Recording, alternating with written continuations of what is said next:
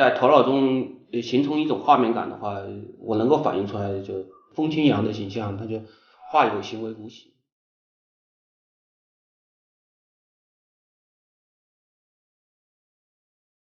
不拘泥于任何形式，就是我们讲，就是从读书的这个感觉的话，就是你把一本厚厚的书，你如果经过你读完以后的话，然后转化为你自己的东西，能够变成一本很薄的书。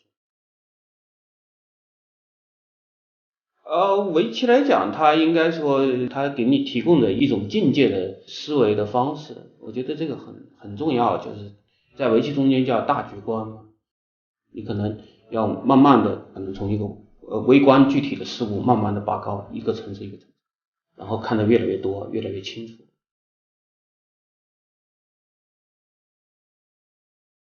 你研究宏观的话，就像航拍一样，你要善于把这个镜头从地面可能30米开始，逐渐上升到这个300米，然后到3000米，甚至最后到3万米的高空来再俯瞰整个的这个经济的系统啊，甚至你可能要纵深，要到这个历史的长河中间溯源而上，去追逐历史的轨迹。就是同一个事物，可能经过这样一个过程的话，你可以看到它最后在你的脑海中间形成的结论是不一样的。投资的交易者来讲的话，主要是给他们提供一种认识事物的境界和方法。我觉得重要的不是内容，而是我这个做研究的状态，我重新演一遍。我只是把我整个这个研究的整个过程，然后我希望通过我的讲述，对各位来讲，希望给你呈现出一个电影的这么一个感觉。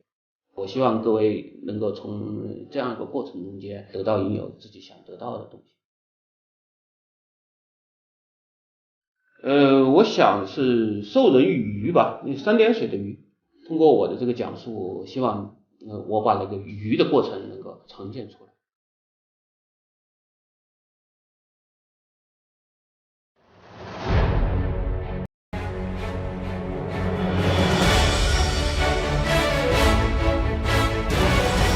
所以我们看到的这个，今天我们从金融周期这个角度来看的话，我们看到今天确实全球的主要经济处在不同的状态。中国和美国呢，可以说这两个国家呢，这个金融周期完全错身位，这很有意思。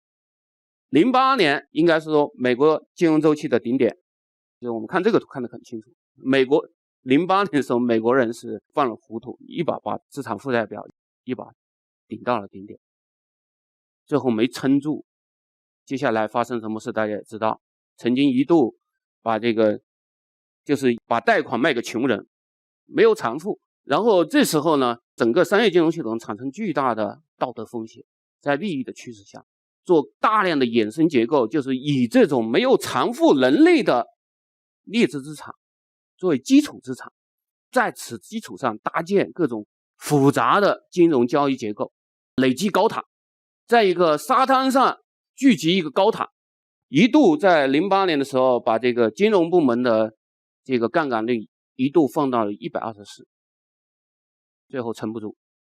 首先是底层资产，劣质的底层资产坍塌，大面积违约，然后聚集在这个沙塔之上建立的高塔轰然倒下，124。接下来就是09年惨烈的金融危机的爆发。美国从08年开始，其实进入了金融周期翻越拐点的过程，这个过程一直到14年才基本上见底。我们看到这个过程中间，特别是美国金融部门的杠杆率从124降到了多少？降到了今天的81。其实这个过程是蛮惨烈的。今天我们看到美国今天好得不得了，是为什么？人家资产负债表调完了，这个杠杆降下来了，垃圾资产都被清洗了。但整个过程死了多少人？有多少个人的命运被历史所裹挟、所改变，我们就无得而知了。我给大家一组数据，过去在危机前，美国大概是有1万多家金融机构，到今天只有6000家。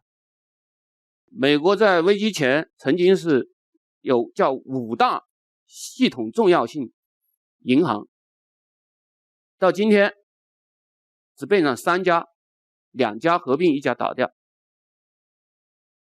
曾经在美国在危机前的话，美国整个金融系统中间最牛的部门叫什么？叫交易性投资银行部门。最顶尖的智慧，最牛学校的学生，削尖了脑袋也要进入那个部门。那个部门分钱奖金是无比丰厚的，做结构化产品，做衍生的交易。危机之后，像这样一些部门整体被裁撤，最优秀的那批人突然一下失业。当然，但这帮人失业的话，如果你在香港的话，就变得很幸运。这帮人失业以后没多久，重新在另外一些机构找到了工作。哪些机构呢？就是多如牛毛庞大的中资金融机构啊，因为中国呢反向进入了我们跟美国完全错身位的一个金融周期。甚至说可以说美国人在08年泡沫破裂以后，进入去杠杆以后，非常痛苦的时候，中国相当于在全球扮演一个什么，就跟美国的金融周期去杠杆金融周期完全对冲的一个力量。美国松了一口气，中国开始加杠杆。中国从08年爆发危机以后，我们从38开始加起，一直加，一直加到16年，加到顶部，加到105。开足了马力加杠杆，开足了马力做什么？做影子银行。中国甚至在不到7、8年的时间，中国把整个过去西方持续了将近40年的金融高度内生化的过程的精华，在中国浓缩到7、8年又重新演了一遍。我们把这个表撑得非常的饱满。当然我们为美国的调整，为美国的这一轮调整做出了巨大的贡献，因为是个对冲嘛，所以你看到过去危机之后，全球很平缓，没有太大的问题，没有出现大萧条，很平缓。这个中间的决定性力量，关键的因素是什么？是中国。但是时过世迁，今天我们要下来，但就没有那么好的运气。当然我们的愿望是好的，就是我们去年11月份、12月份，我们的领导对吧，开中央金融工作会，开中央经济工作会，我们的想法，我们的判断是对的，就是美的的经济现在已经爬出来了，美的的经济已经是谷底，金融周期已经爬出来了，商业金融货币创造的这个机器的性能已经修复了，自己开始可以赚了，甚至中央银行的 QE 也不用弄了，也可以退出了，也可以加息了，它都正常化了，金融周期开始正常化，开始扩张。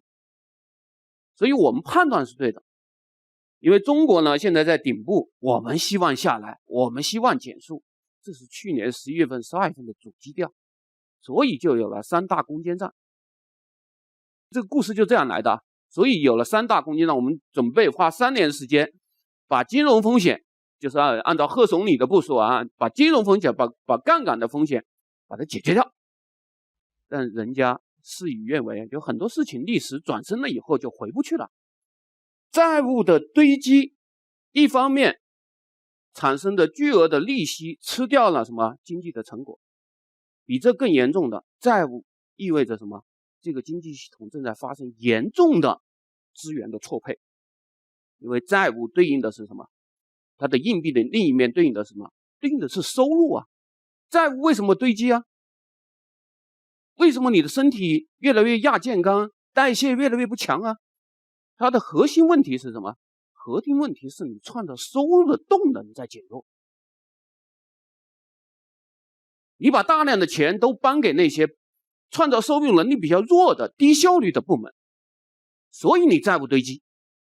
所以我们讲这个标题叫什么？叫债务挤出了成长。成长，中国经济往下掉，中国潜在增长往下掉，中国的这个长期经常动能受到损伤，它的因素来自于什么？来自于你把大量的资源都搬到了一些低效率部门，形成债务堆积，来自于你的整个资源配置系统出了严重的问题，以至于到了今天，我们看到中国这么庞大的一个债务体，它一年的还本付息的量接近90%，也就你10%的真正的资金拉出来，是直接对应了那个什么，对应那个 GDP 的，就是创造真实经济的商业需求或者真实经济的财富的增长，获得的信贷支持已经非常的有限。整个经济进入这么一个状态，如果90%的钱都是为了借新还旧，都是为了债务的程序、债务链条的程序，这个状态叫什么？叫庞氏。可以说中国应该说其实从13年的时候我们就开始，13年开始上升的时候，我们就开始出现问题。信用的量高速增长，但经济为什么走得这么弱啊？因为需要存活的，需要滚动的，需要借新还旧的越来越多，这个量越来越大，这个经济中间垃圾越来越多，整个经济这个系统这个身体代谢能力越来越差，任督二脉越来越被堵塞。所以为什么我们要去杠杆？它的根源就在于经营周期。我讲到这里呢，这个第一部分就结束了，就是我讲到首先把这个知识点告诉大家。一个是宏观的这个基本框架，虽然这个中间金融发生了很大的问题，改变了过去这个3个问题中间的很多内容，金融高度内生化，但是这个宏观的这3个问题的基本框架，一个是增长的源泉是什么，长期增长的源泉是什么，经济波动和这个经济周期怎么样熨平经济的波动，但这3个内容这个框架是普遍不破的，你再厚的书最后薄下来也就这一页纸。金融内生化了，只改变了这样一个内容，某些内容，但是不可能改变这个框架，还是讲这些事儿。所以我先把这个知识点告诉给大家，然后接下来进入我的宏观分析。今天我们是一个什么样的状态？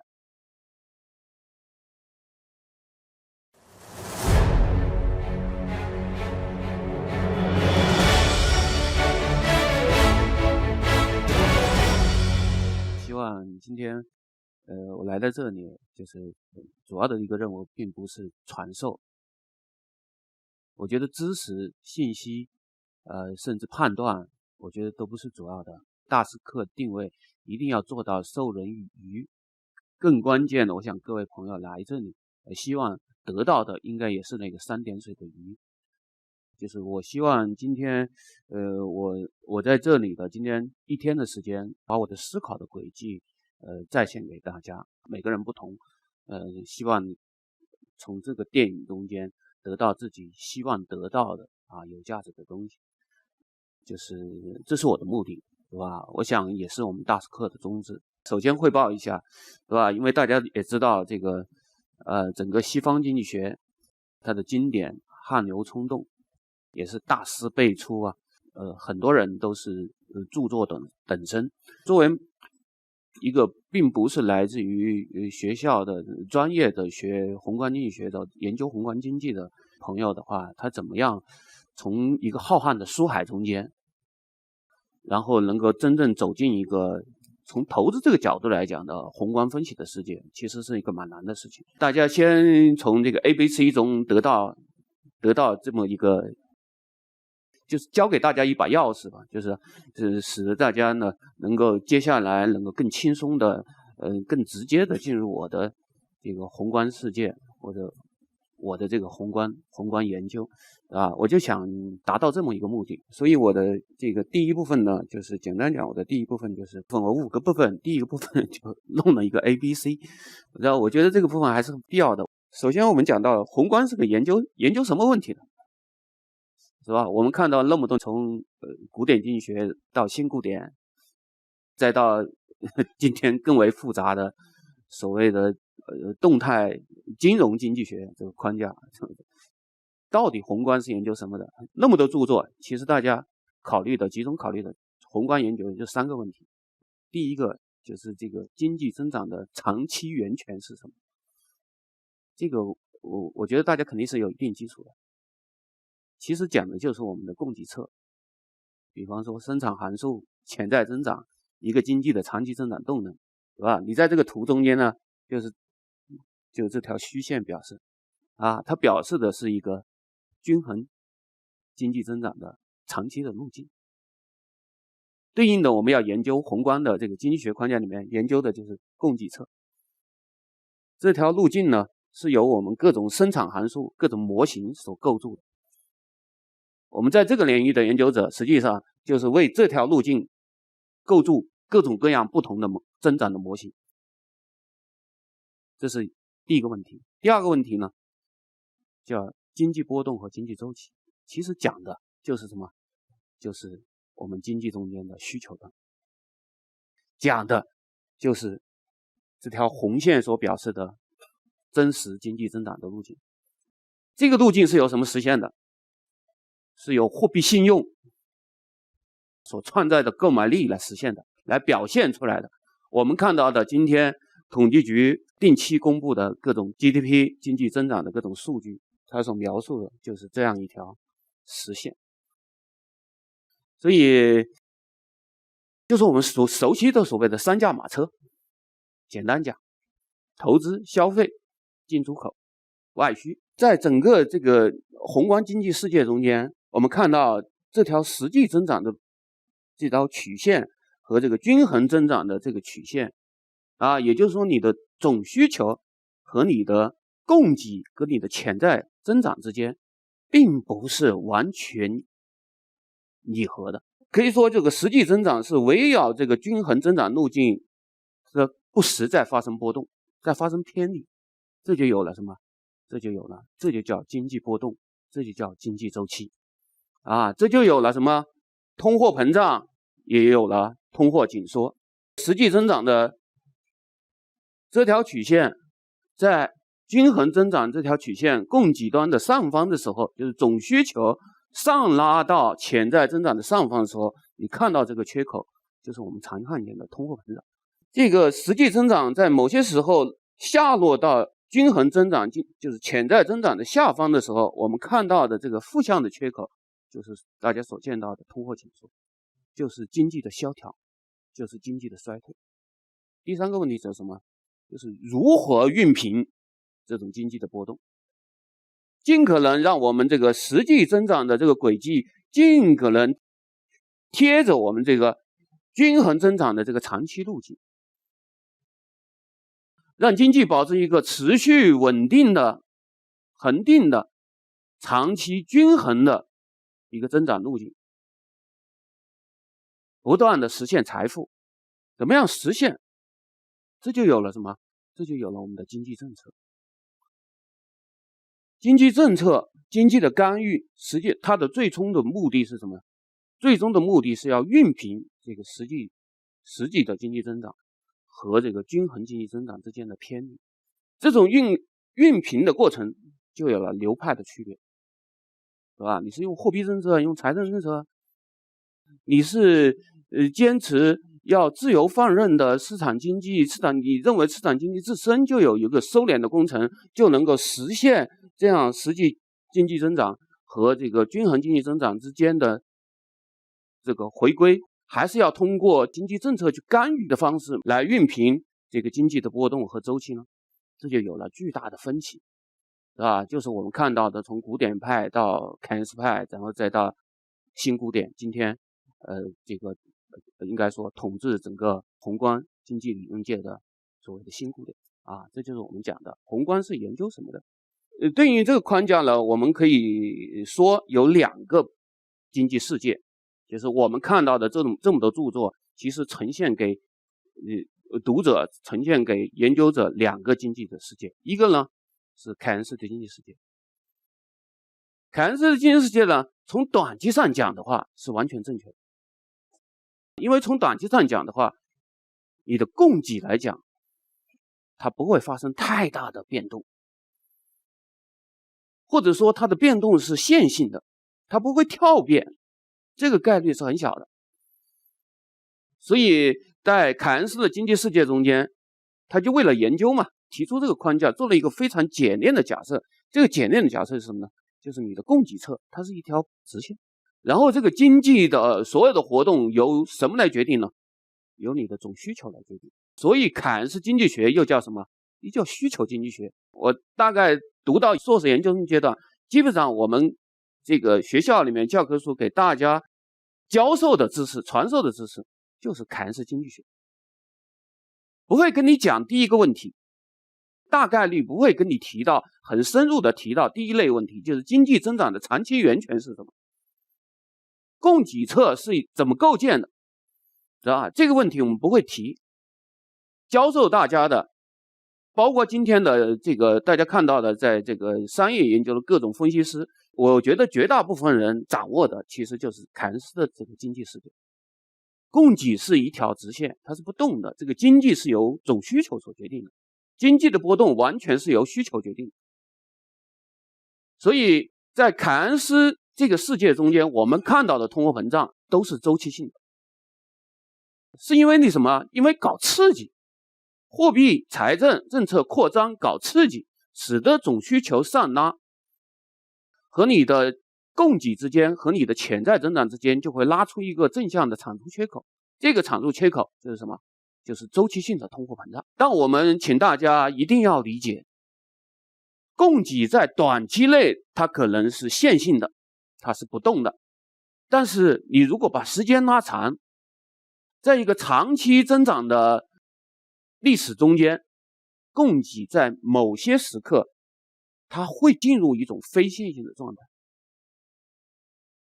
所谓非线性状态，也就是说它的二阶导是不等于零的，甚至可以大于零，也可以小于零。在这个时间，我们怎么看这个世界？真实世界其实进入某种时刻的话，是处在这么一种状态。这么一种状态呢，我们会看到一个什么结果呢？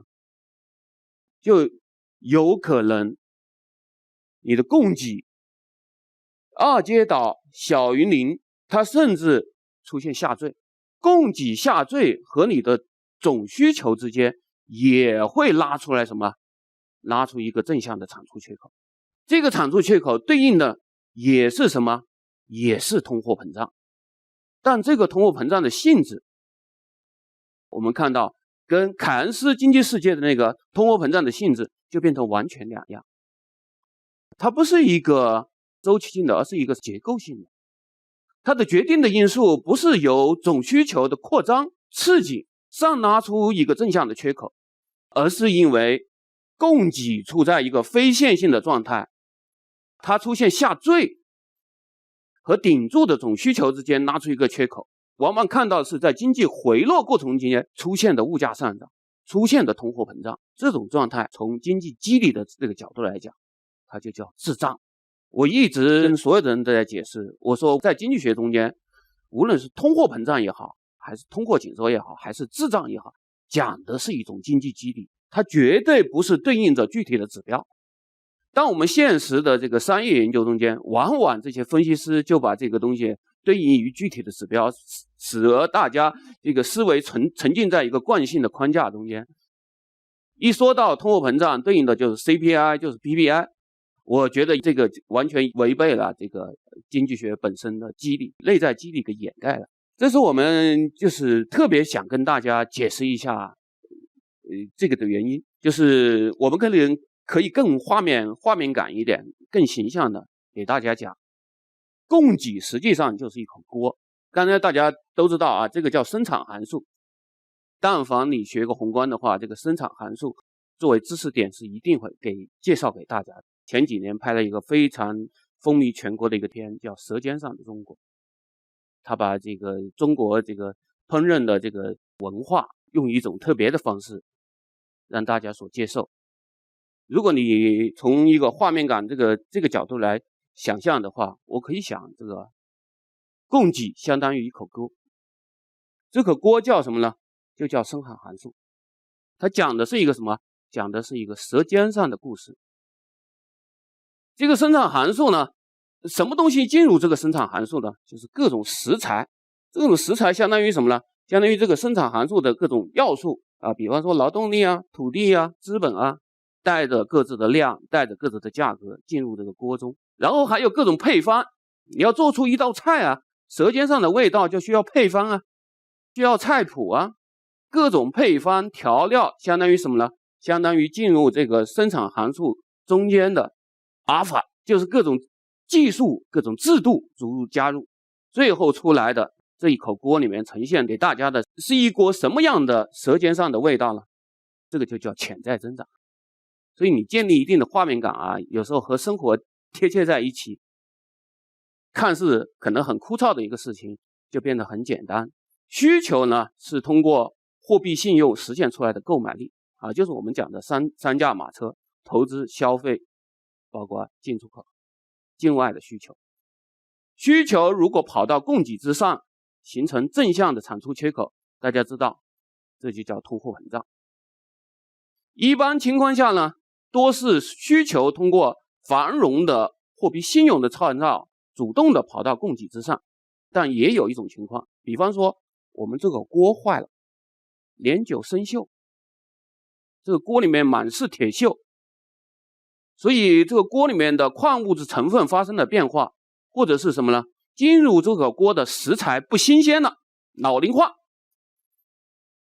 或者配方失灵了，调味料过期了，也就是说你的技术、你的制度出现了问题，引致你的制度成本急剧的上升。比方说国进民退，反正是做不出妈妈那个味道了。但需求还是那个需求，需求对应的就是货币信用，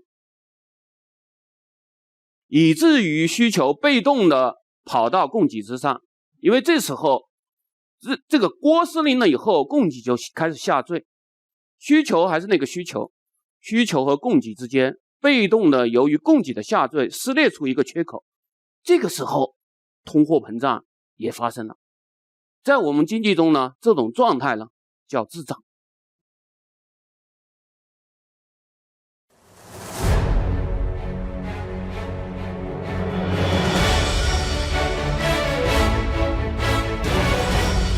接下来一个知识点叫什么？叫金融周期。大家可以看看这个上世纪70年代之前的那个世界和今天这个世界有什么样的不同？为什么出现一个逆转？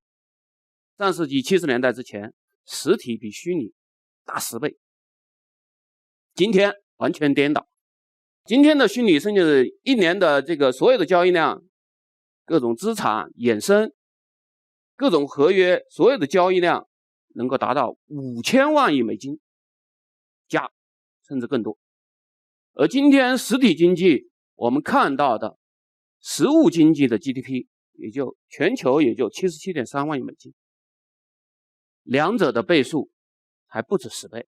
之所以发生这么一个乾坤颠倒，在过去半个世纪中间，什么在变化？就是宏观中间什么在变化？过去40年，从理论到实务，宏观框架变化最大的就是金融。所以我们必须要提到金融。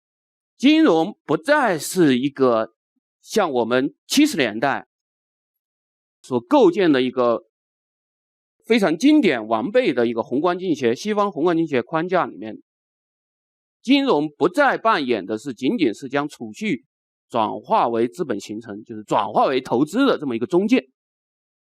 简单讲，70年代之前的80年代、70年代之前，各位在这个学校里面所读到的教科书的读本里面的金融，本质的一句话叫金融中性、货币中性。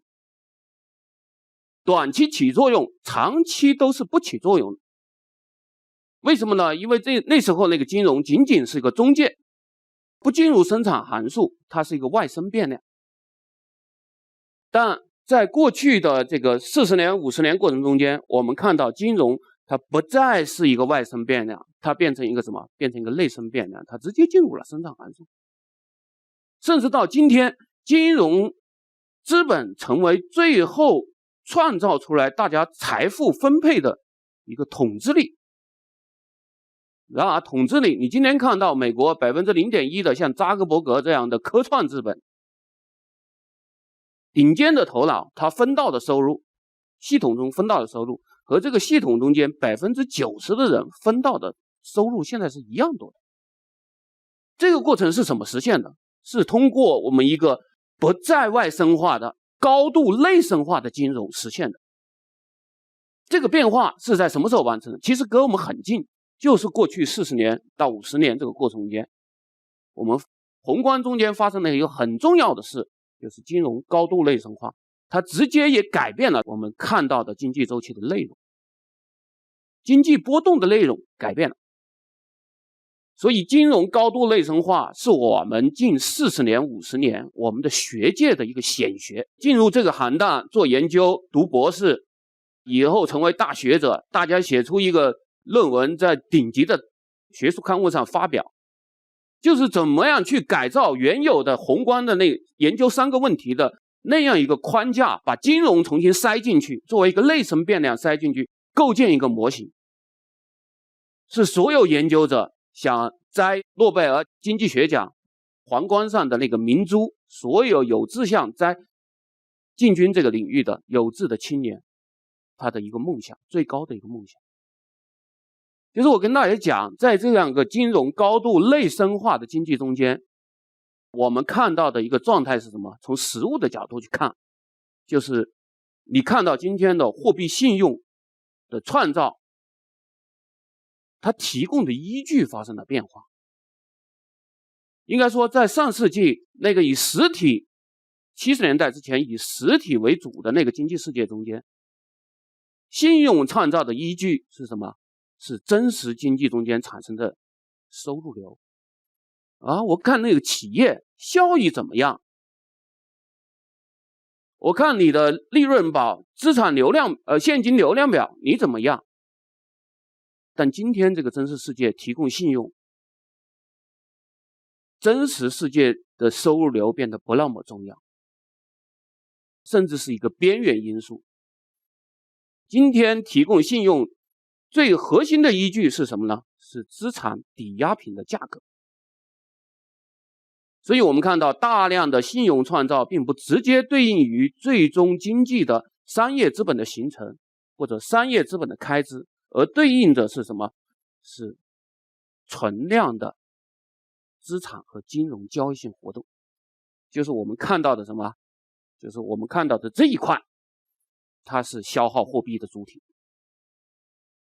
真正做出这一块用的钱很少很少。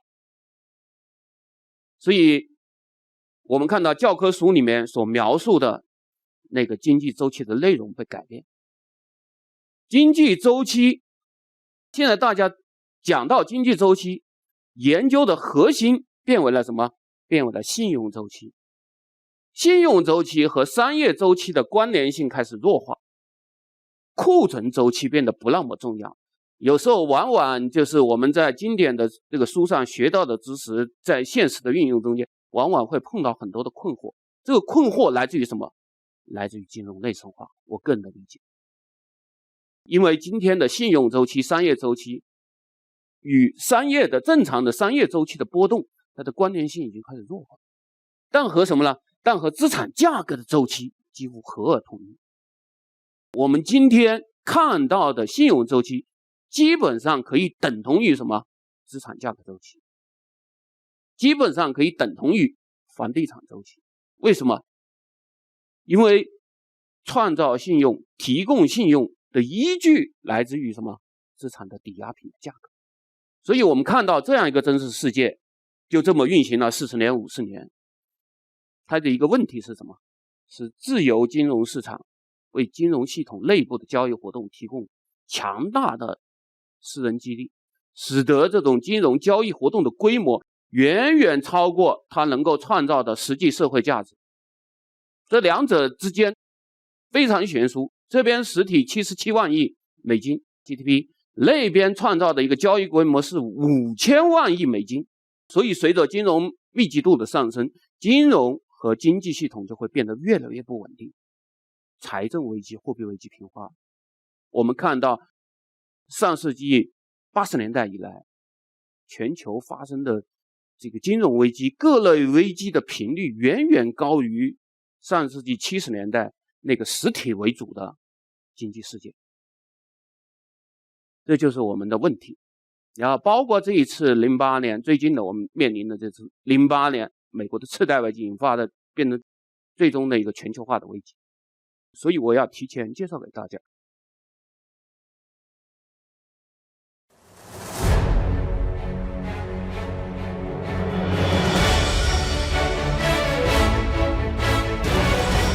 所所以我们看到的这个，今天我们从金融周期这个角度来看的话，我们看到今天确实全球的主要经济处在不同的状态。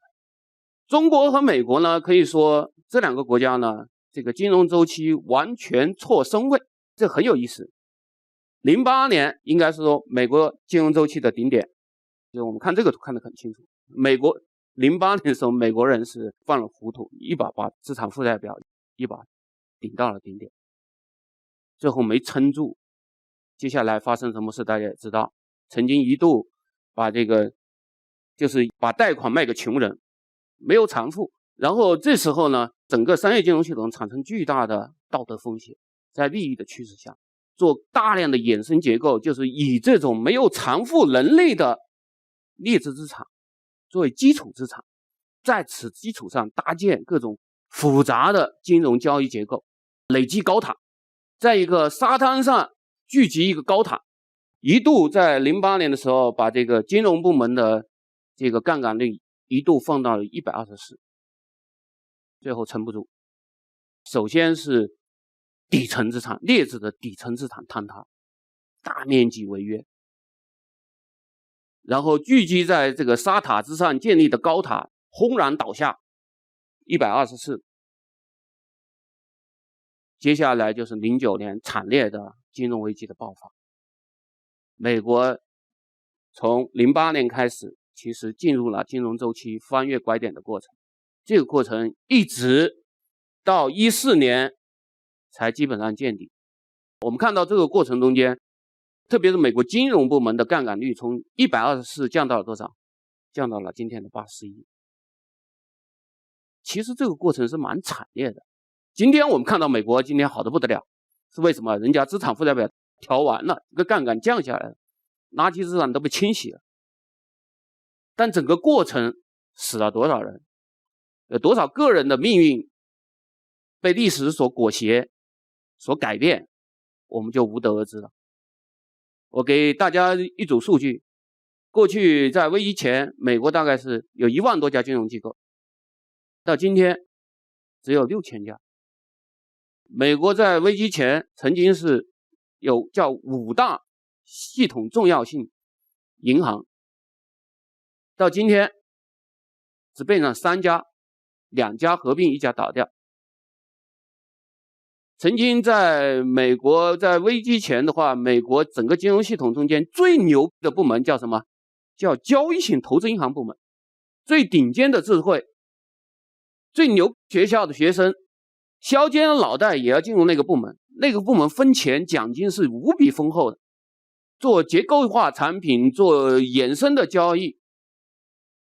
危机之后，像这样一些部门整体被裁撤，最优秀的那批人突然一下失业。当然，但这帮人失业的话，如果你在香港的话，就变得很幸运。这帮人失业以后没多久，重新在另外一些机构找到了工作。哪些机构呢？就是多如牛毛庞大的中资金融机构啊，因为中国呢反向进入了我们跟美国完全错身位的一个金融周期，甚至说可以说美国人在08年泡沫破裂以后，进入去杠杆以后，非常痛苦的时候，中国相当于在全球扮演一个什么，就跟美国的金融周期去杠杆金融周期完全对冲的一个力量。美国松了一口气，中国开始加杠杆。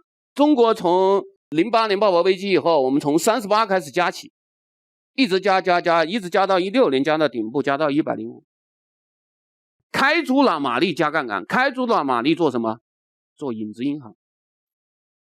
中国甚至在不到7、8年的时间，中国把整个过去西方持续了将近40年的金融高度内生化的过程的精华，在中国浓缩到7、8年又重新演了一遍。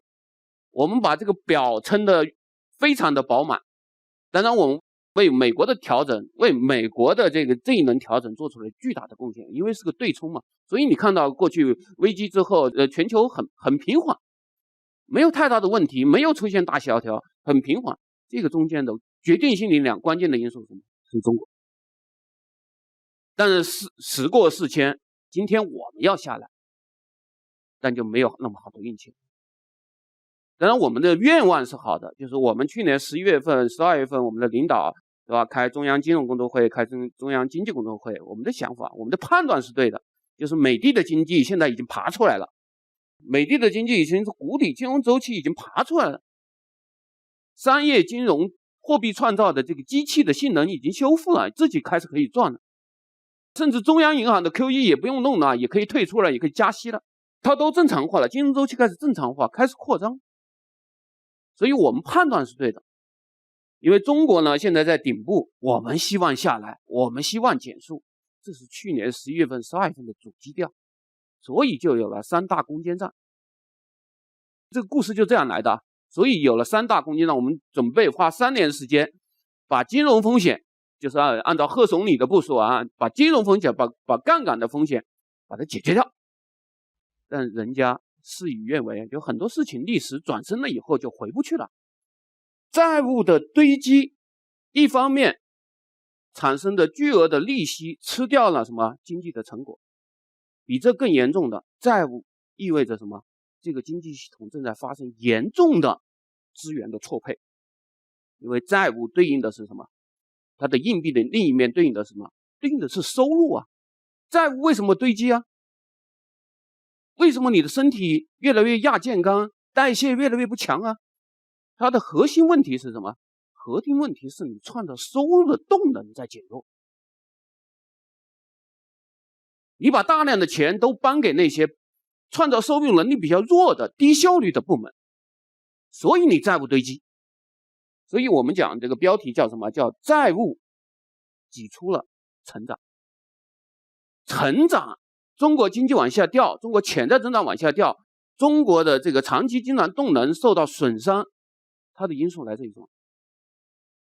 来自于你把大量的资源都搬到了一些低效率部门，形成债务堆积，来自于你的整个资源配置系统出了严重的问题，以至于到了今天，我们看到中国这么庞大的一个债务体，它一年的还本付息的量接近 90%， 也就你 10% 的真正的资金拉出来，是直接对应了那个什么？对应那个 GDP 的，就是创造真实经济的商业需求或者真实经济的财富的增长，获得的信贷支持已经非常的有限。整个经济进入这么一个状态，如果 90% 的钱都是为了借新还旧，都是为了债务的程序、债务链条的程序，这个状态叫什么？叫庞氏。可以说中国应该说其实从13年的时候我们就开始，13年开始上升的时候，我们就开始出现问题。信用的量高速增长，但经济为什么走得这么弱啊？因为需要存活的，需要滚动的，需要借新还旧的越来越多，这个量越来越大，这个经济中间垃圾越来越多，整个经济这个系统这个身体代谢能力越来越差，任督二脉越来越被堵塞。所以为什么我们要去杠杆？它的根源就在于经营周期。我讲到这里呢，这个第一部分就结束了，就是我讲到首先把这个知识点告诉大家。一个是宏观的这个基本框架，虽然这个中间金融发生了很大的问题，改变了过去这个3个问题中间的很多内容，金融高度内生化，但这个宏观的这3个问题的基本框架，一个是增长的源泉是什么，长期增长的源泉是什么，经济波动和这个经济周期怎么样熨平经济的波动，但这3个内容这个框架是普遍不破的，你再厚的书最后薄下来也就这一页纸。金融内生化了，只改变了这样一个内容，某些内容，但是不可能改变这个框架，还是讲这些事儿。所以我先把这个知识点告诉给大家，然后接下来进入我的宏观分析。今天我们是一个什么样的状态？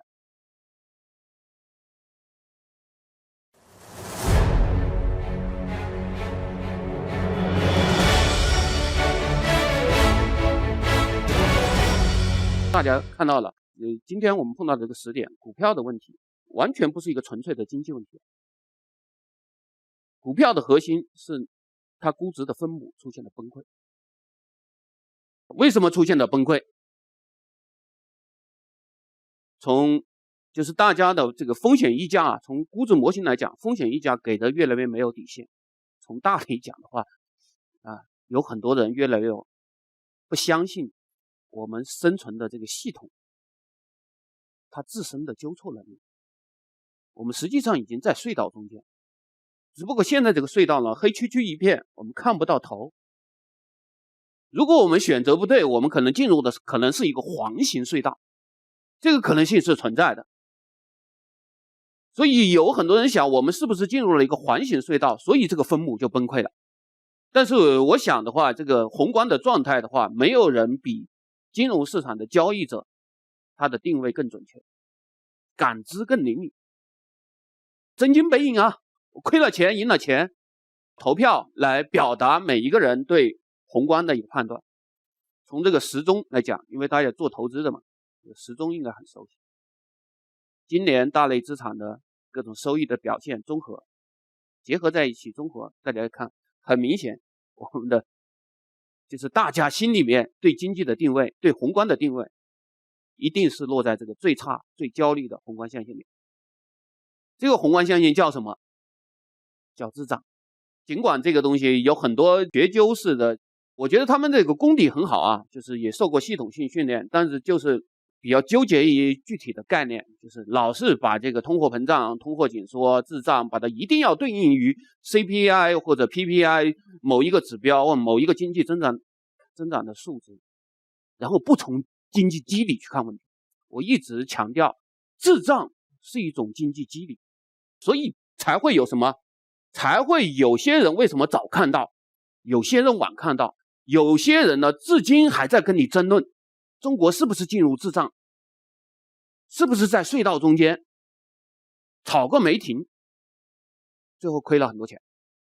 所以我们看到的今天的中国的这个通货膨胀跟以前有什么最大的不一样，就是我们理解的这个通货膨胀有最大的不一样，就是它是一个非周期性的。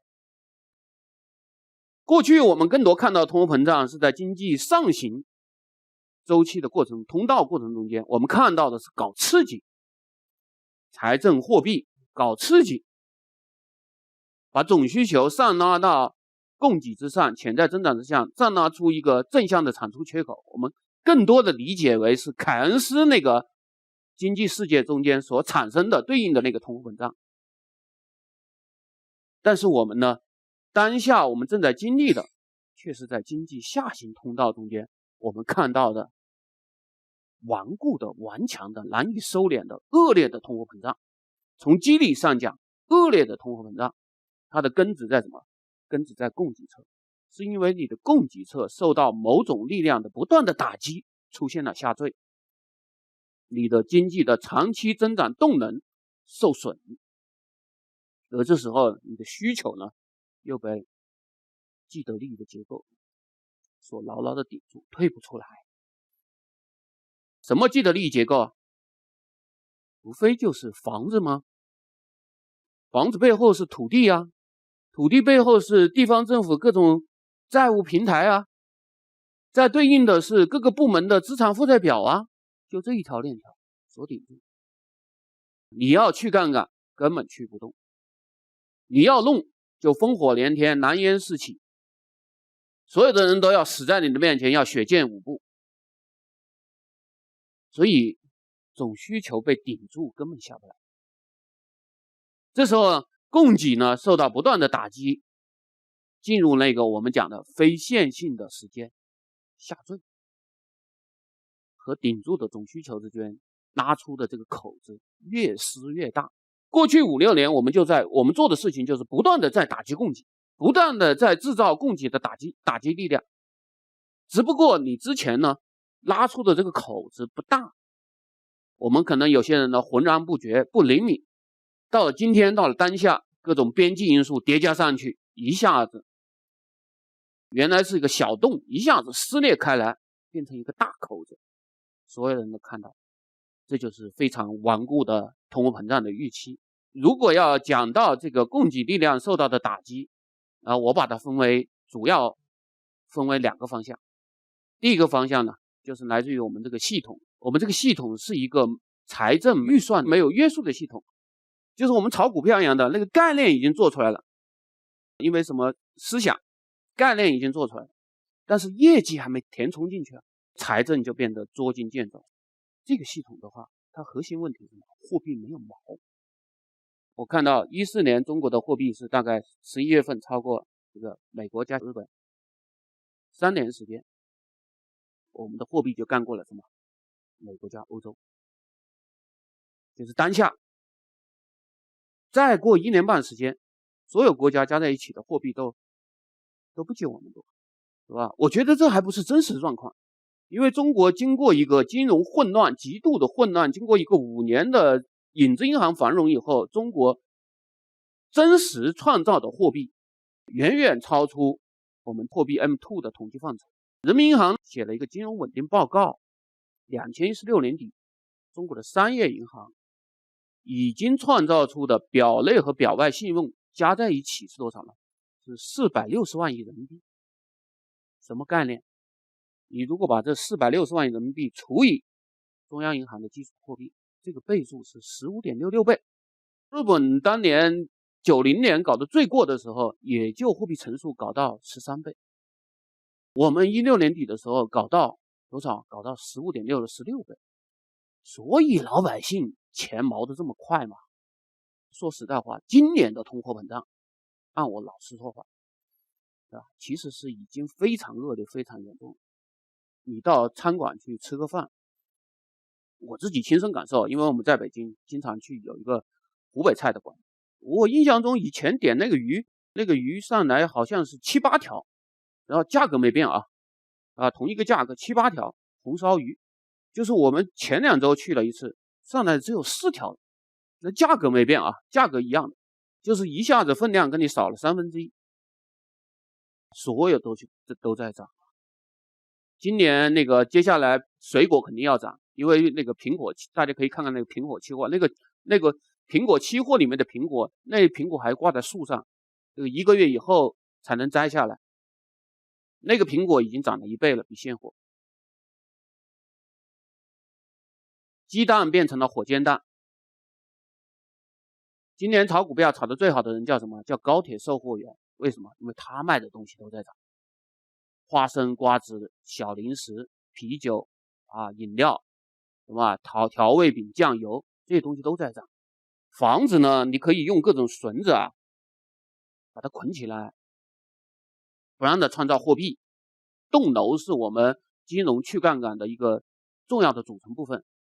但你不要的涨，它不意味着它不会把自己的意见表达出来，它可以表达出来的。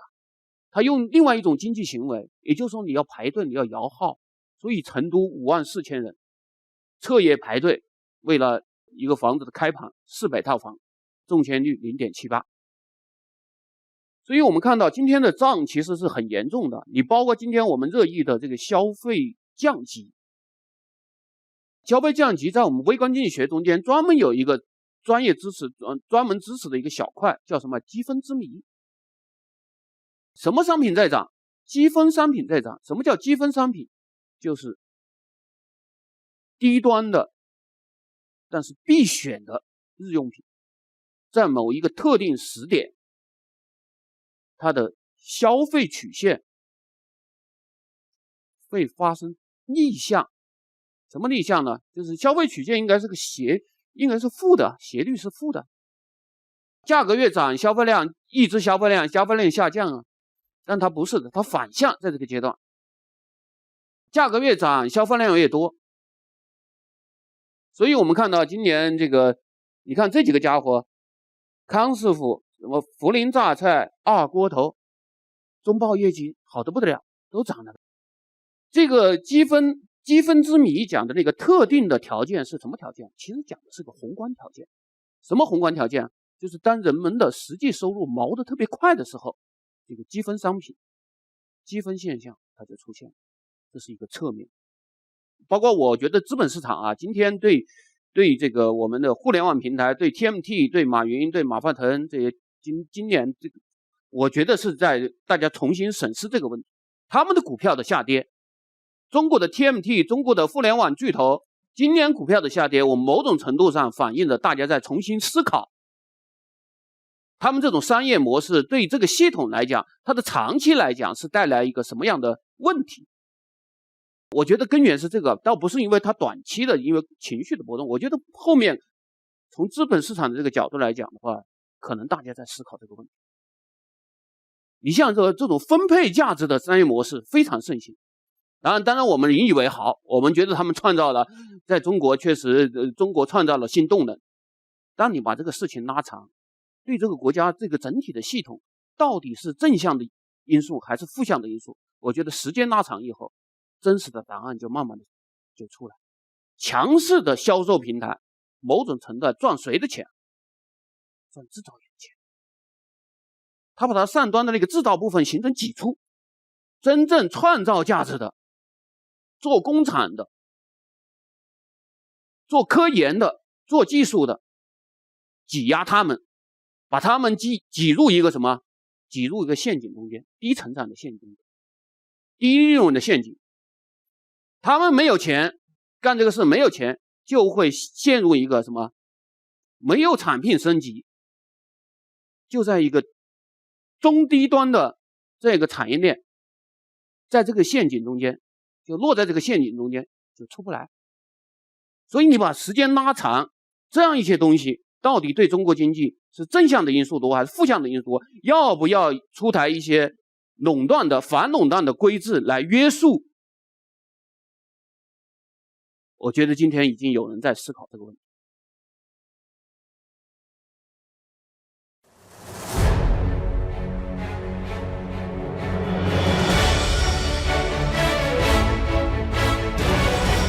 第二个方面的这个打击呢，对供给的打击就来自于什么？贸易战。我觉得我明确的讲，站在今天这个历史的时刻，中美之间的根本利益是完全对立。很多人不接受这个判断，是因为你的思维在历史的惯性中间拔不出来。很多人认为这个全球化的红利还在周期中间没有结束，中美之间还是一个夫妻关系，所以基本判断就变成夫妻关系挂钩论、夫妻论挂钩论，主导着我们对整个全球格局的判断。中美是个夫妻关系，夫妻关系是什么？是船前吵架船尾和。而现实是什么？而现实非常残酷，人家就是存心不想跟你和。还有一个是挂钩论，挂钩论其实跟夫妻论差不多，因为中美还是一个中美国，还停留在一个全球化红利当中，中美是共赢体。所以大家想的是吧？美国人会打我们这么狠吗？很多人有这个疑问。他把我们整垮了，他自己也好不了，这就是挂钩论。但现实是什么？现实是脱钩。你妻子陷入一个很凄苦的状态，丈夫活得很逍遥，他很好。那说明一个什么问题呢？为什么我们的判断跟真实世界偏离这么远？只能说明什么？我们对过去整个全球化的历史的演进，我们对它的判断，我们没办法摆脱思维的惯性。其实过去40年的全球化过程中间，运行到2010年的时候之后，全球的格局，特别是西方美国它内部的经济社会乃至政治很多要素都发生了质变。中美能够合下来，给我的股票带来反弹。很多人问这样的问题，这就牵涉到我们对中美之间应该怎么样一个视角去看中美之间所发生的一个事儿。我的一个看法，我一直以来的一个看法就是唯物史观。到底发生了什么变化？我们一定要进入一个唯物史观的通道中间。这是一个全球化的历史的长卷，大概绵延差不多快200年。可以讲人类经济啊，就是国际贸易这样的交换活动，什么时候才有的？从无到有，实际上是从大航海、地理大发现开始。西方的宗教改革，资本主义革命兴兴勃勃升起。这个时候开始慢慢出现开始。之前有交换活动嘛，也有，但是中国人引以为自豪的就是我们那条穿越欧亚大陆的丝绸之路。但是在当时那个极低的劳动生产力水平的时候，这个带来的交换量，丝绸之路带来的交换量是非常有限，比例是非常低。你100匹骆驼从中国的西京长安出发长途跋涉，遥遥万里，真正到了布拉格的时候，这个骆驼可能只剩下7、8匹，这个交换量是非常小的。真正成规模这个经济活动成规模的跨洲际之间的交换是海运，是大航海开始。大概从1500年开始，是吧？开始有了大规模的航海，因为地理大发现是1495年，150年之后，这个大航海大概持续了200-300年以后，达到了一个相当的规模，就是交换量达到了 20%， 就是整个全球经济活动经济总量的 20% 能够每年通过海运大航海来进行交换。但很有意思的一个现象，我们看到在从1870年到上个世纪的70、80年代这一段，应该说整体没有大的突破。我们看到这样一个比例，大概在 10% 到 20% 之间来回徘徊，没有大的突破。曾经有一个希望，就是在那一年是多少呢？是1913年，那一年也是当时的伟大的电力工业革命发展到顶峰，它的红利繁荣释放的顶点。在那个时候，人类的全球化，电报、海底电缆都铺设了，然后大型的海运农船像泰坦尼克号，所以当时这个西方世界的这个中产阶级环游世界是可以实现的。那一年全球化欣欣向荣，一度有一个突破之势。但是1914年发生了什么大家都知道，第一次世界大战爆发。接下来第二次世界大战，接下来冷战，这一杆子就持续了7、80年之后了。在那个突破的时点没有突破之后，然后垮塌下来，一下子绵延又7、80年。真正的变化，你看到这个世界翻天覆地，一个巨大的变化，其实离我们今天的生活非常非常近，也就是过去40年、50年的时间。从上世纪大概70年代末、80年代初突破 30% 以后，你看看这个比例，在很短的时间内，大概也就30年时间内，就拉升到一个非常高的水平，就是交换量这个比例能够达到多少？ 60%到 70%， 一直到当下。这个中间发生了什么？我们一定要问。我们回头去看，我们发现在这个40年中间，至少3个维度发生了颠覆性的变化。比方说政治最大的一个变化就是冷战的，原来是2个尖锐对立的政治军事的2个堡垒、2个集团激烈的竞争。你那时候讲全球化，那实际上是叫半球化，也就是美国统治的那个自由经济世界，它可以贸易。那个世界和所谓的庞大的第三世界、新兴世界国家，那个所谓第三世界，那是闹革命了，那之间是隔绝的。从全球化这个角度来讲的话，当冷战的铁幕徐徐降下，特别苏联轰然倒下以后，对西方意味着什么？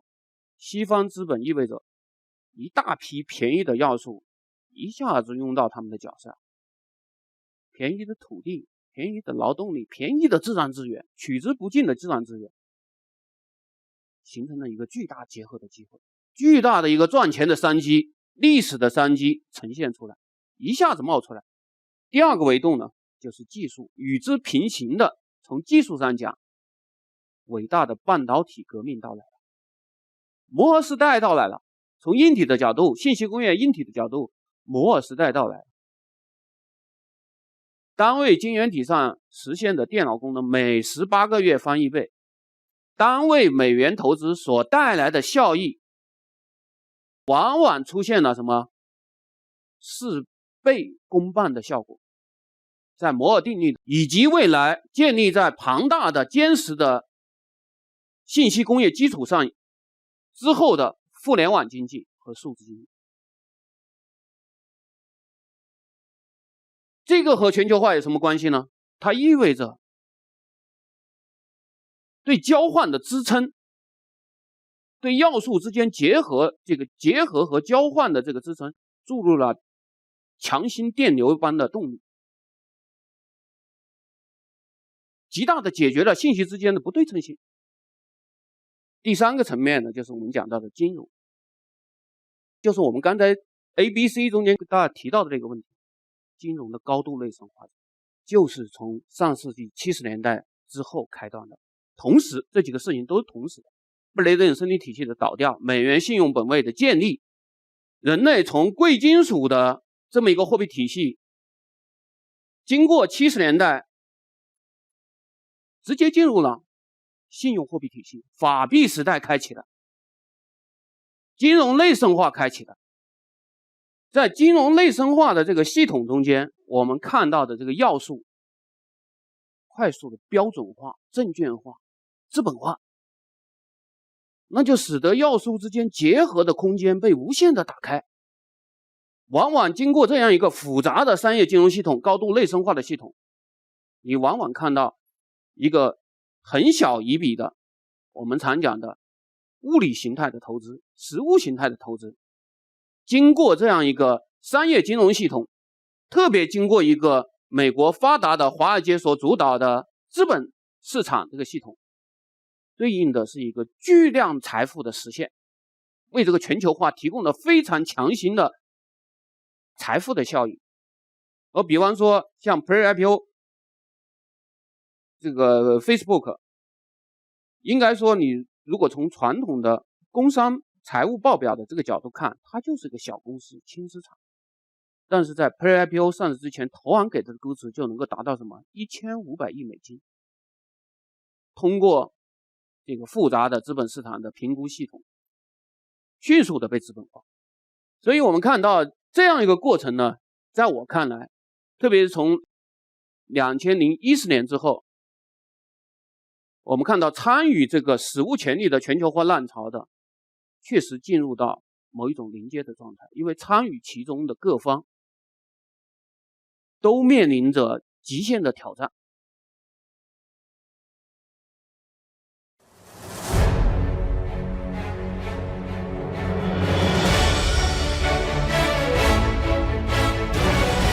刚刚跟大家讲到啊，就是这个全球化面临清算，史无前例的全球化浪潮可能进入2014年之后，我们看到实际上进入了临界状态，因为参与的各方某种程度都在挑战极限。从一方来讲，从获益的应该说这个整个全球化就相当于一个什么，我们如果把它简化成为一个最简单的一个经济学模型，就是资本套利。因为资本是有资本无界，人有界，资本是跨界是有可以流动的。华尔街的老板全世界可以满天飞的带着资本，但是劳动力是走不了的，土地是有国界的。所以这个游戏你要简化到一个最简化的经济学模型，就是一个标准的资本套利。因为全球化这个浪潮，它不断的把有界的要素的价格差转化为什么丰厚的资本的利润，在这个期间资本家赚得盆满钵满。跨国公司在几年，你去打开今天的全球的跨国公司，各个行业曾经有20个行业和这个现代经济的主体行业20个和美国去比，前10位的清一色的全是美国的巨头，赚得盆满钵满。包括今天的芯片，我们一说起那个是好像是台积电，然后在那边三星、海力士厂，但是那边的标识都是什么？90%全是美国的高通的，美国的英伟达的，美国的英特尔的，专利的所属，资本的所属，他们都是高级代工厂。全球化就是这么个模型，就是这么个结构。所以他们赚得盆满钵满。今天最新一款的这个苹果手机卖1万4、1万3，代工厂我估计可能也就赚3000块钱。各种代工厂估计也赚3000块钱，分到中国的生产这个零配件的，为苹果做配套的，可能就赚几十块钱。所以基本上进入了一个临界。而与此相对应的，全球化大家合在一起赚钱共赢的新兴经济体。当然，狭义的角度来讲，当然是最大的是中国。2001年11月份，中国加入 WTO， 从此把一个巨大的要素带入到一个全球化浪潮中间。我们创造了伟大的中国奇迹。我们想都没想到，我们花15年时间，我们迅速的完成了工业化和城市化，一下子改变世界格局，居然能够干到老美的美的的70%。中国摘走了自由贸易的花朵，而且是最美最大的花朵。我觉得这个判断是非常确当的。如果在 WTO 的这个框架下继续玩下去，我们可以想见一个格局，就是21世纪中国将统治全球的制造业。因为今天中国这个美国包括西方对中国最害怕的是，中国建立了一个最完备的现代工业体系。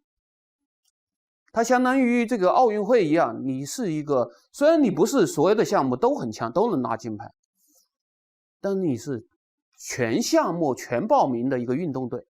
即便以前中国的中低端留在中国的，它也不怎么移出。当然有一部分移到今天的越南，我看到很多的这个衣服都是越南做的，鞋子啊，这个小商品移到那边去了。但整个稍微复杂一点的工业体系全留在国内。所以苹果的那个总裁他说，这个为什么苹果把97%、98%的这个生产链放在中国，不是因为中国的成本低啊，是因为中国干得最好，其他地方干不了，没有替代。所以这个体系的话，美国人应该说整个西方感到很恐怖，就是这个分配啊，虽然资本家赚了很多钱，赚得盆满钵满，但是对美国巨大的灾难在于什么？美国人至少牺牲了3代美国人，被资本抛弃了30年的美国人，劳动技能大幅的减弱。所以整个西方的劳动生产率也好，还是这个我们讲的潜在增长水平好，在过去30年全球化对应的是一个不断下台阶的过程。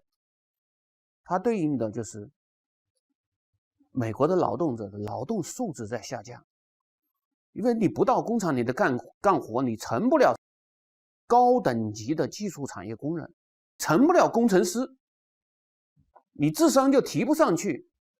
有很多人说，不是转到那个美国是以服务业为主吗？我可以告诉大家，服务业中间真正属于高附加值的、高劳动生产率的，就是那么顶尖中间的一丢丢，就是各位做金融的人，在硅谷做科创的人，那是人间中间的人间。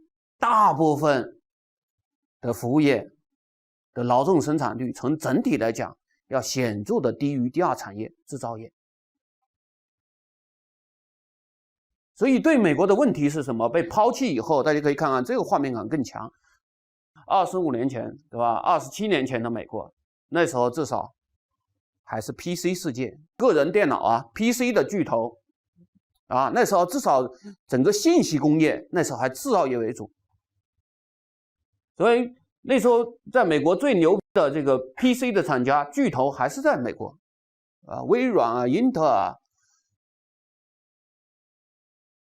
Dell 啊、思科啊，都是那时候诞生的啊，伟大的信息工业。看27年以后的美国，制造业就像这个城门上斑驳的油漆已经掉落。它对应的是什么呢？对应的最大的问题是阶层的分裂，就是我们讲，如果全球化模型有一个失意者，就是被资本抛弃了30年的美国的中产阶级，30年、40年实际收入不涨，相对贫困化，阶层断裂，就是我前面也提到过，今天0.1%的顶尖的智慧获得的收入和系统的90%的人获得的收入是一样多。曾经历史上出现这么一个状态的是什么时候？29年的前夜。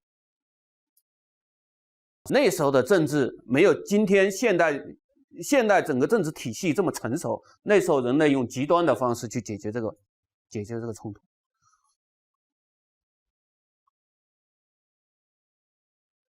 今天我们靠什么样改变这个历史的倒岔？我们看到今天靠成熟的民主政治，这就是西方的纠错机制。历史的倒岔被搬过来了。2011年9月份占领华尔街，5年之后，川建国同志的出来，是从唯物史观的角度是一种历史的必然。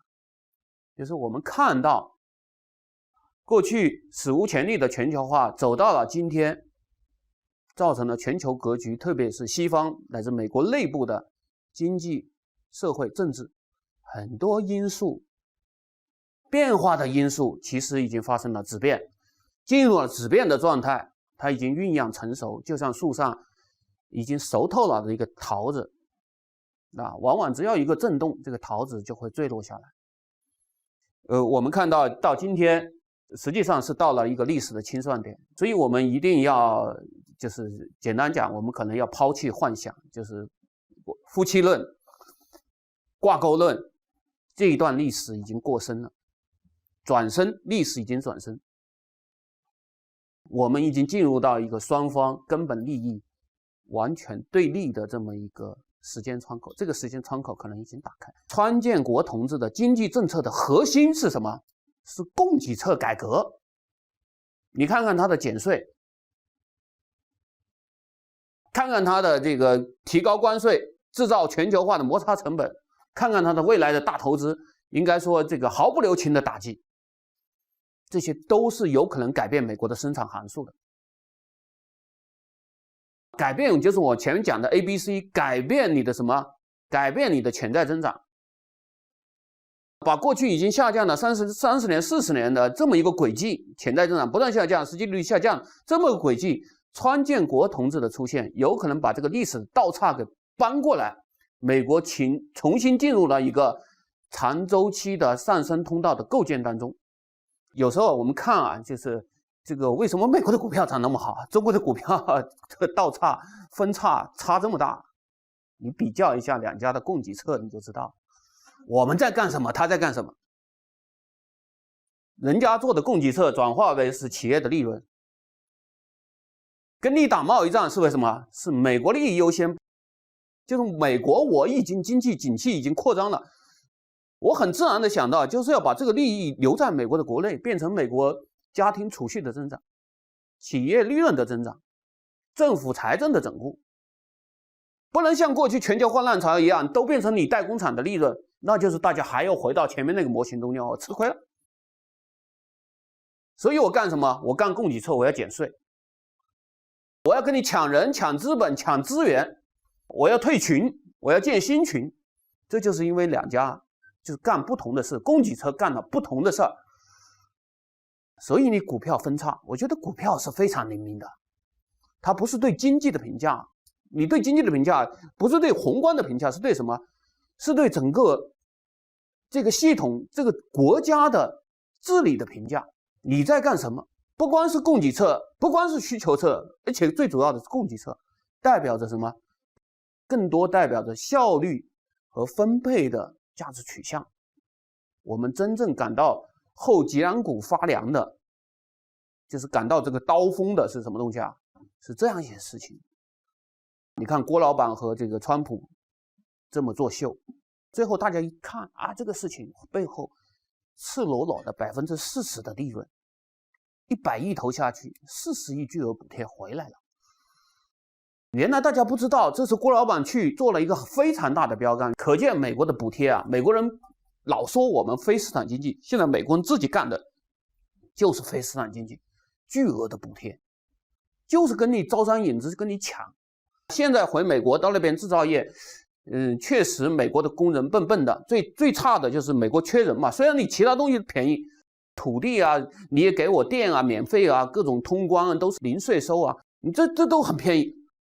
但最主要的是什么？美国牺牲了3代美国人，没人，没有产业技术工人，没有工人。美国的工人现在笨笨的，但是川建国同志跟你说啊，我美国工人是笨，但我给你多少？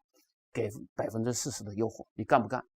我笨一点可以，你花25个点慢慢帮我培养呗。哪个是天生就聪明啊？不都是在工厂里面慢慢干活培养技能的吗？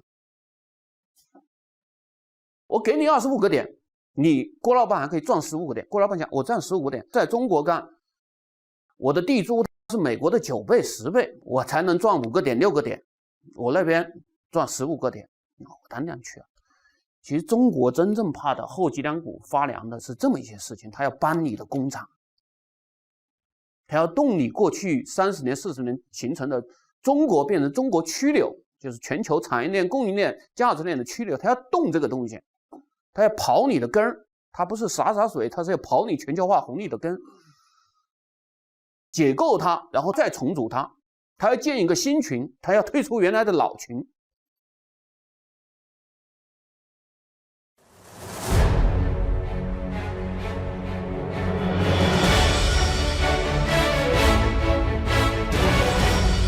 供给受到2个方向的打击，一个是自身体制，拉入了一个滞胀的经济增长模式，你的供给受到打击。另外，边际上的呢，就是中美的反目，人家改变历史岔道的，就是我们讲的要破真人棋局的这个美国的虚竹产生了川建国同志。川建国同志就像闯进一个瓷器店里面的大象，横冲直闯。他也不懂围棋，但是他呢起到的作用就是虚竹那个作用。因为虚竹也是不懂围棋，但是他把第一手下出来了。那接下来，即便川建国被弹劾，即便是民主党上来一个人，他也会干了。就是我们讲的第2个方面打击，这2个方面就是使得这个裂口越来越大。那确实这个有点像那个上世纪70年代整个西方的这个遇到了2次石油冲击这个效果，涨价去产能。刚好呢，这个行政环保去产能这一刀呢，可能刚好就运气不好，刚好剁在什么？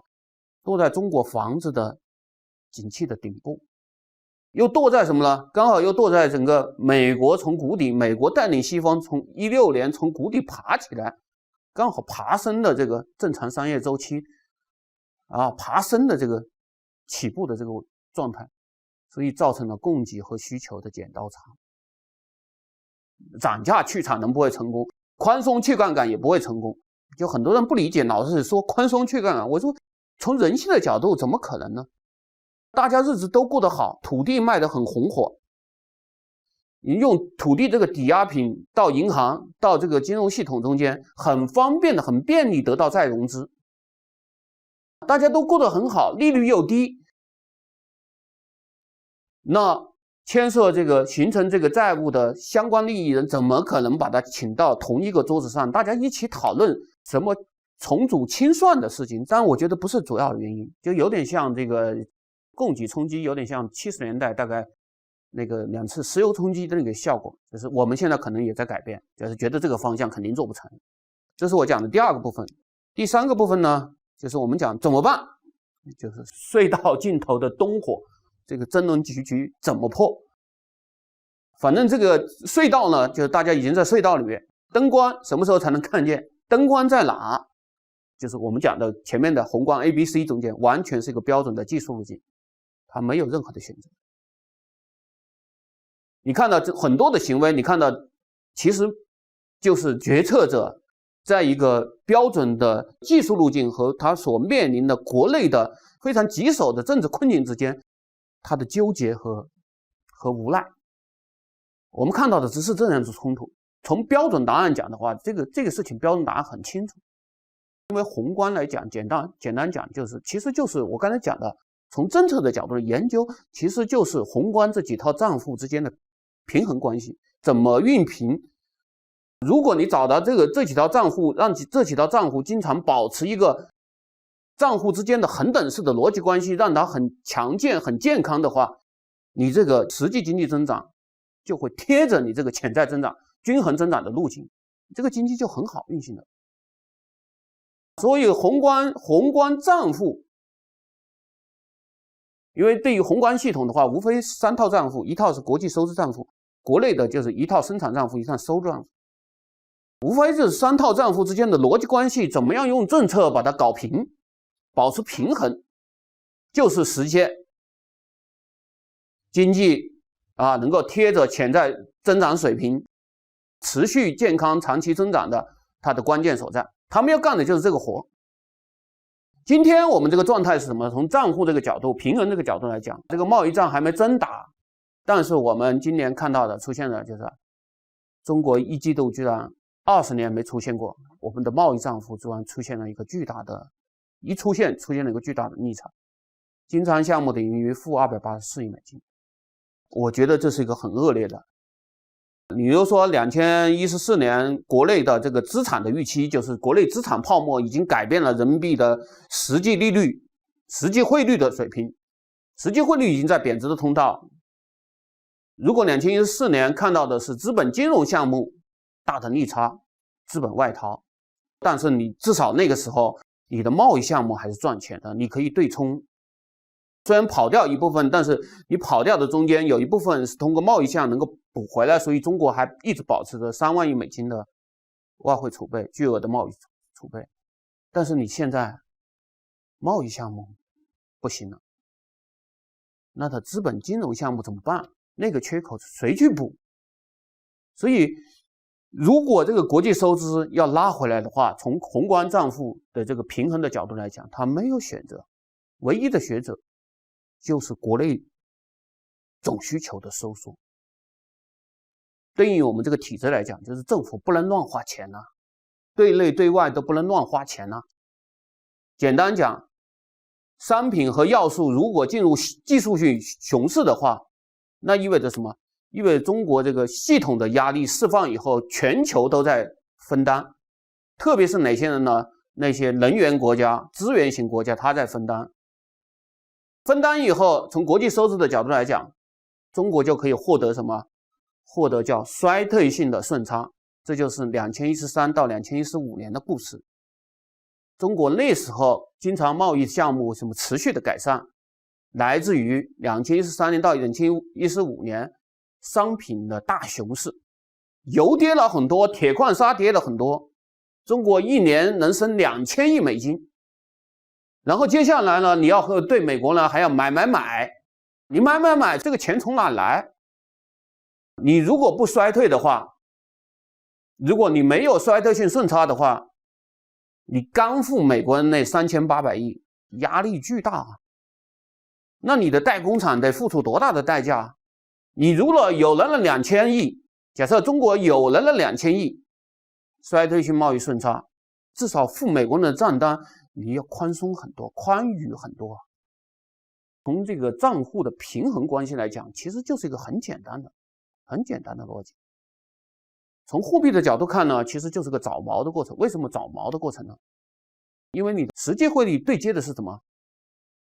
就是我们讲到一个概念啊，实际汇率其实对应的决定的是什么？是由这个国家的供给侧决定的，生产函数决定的，潜在增长决定的，生产率所决定的，这决定实际汇率。实际汇率和这些东西是同一个概念，都是供给侧的。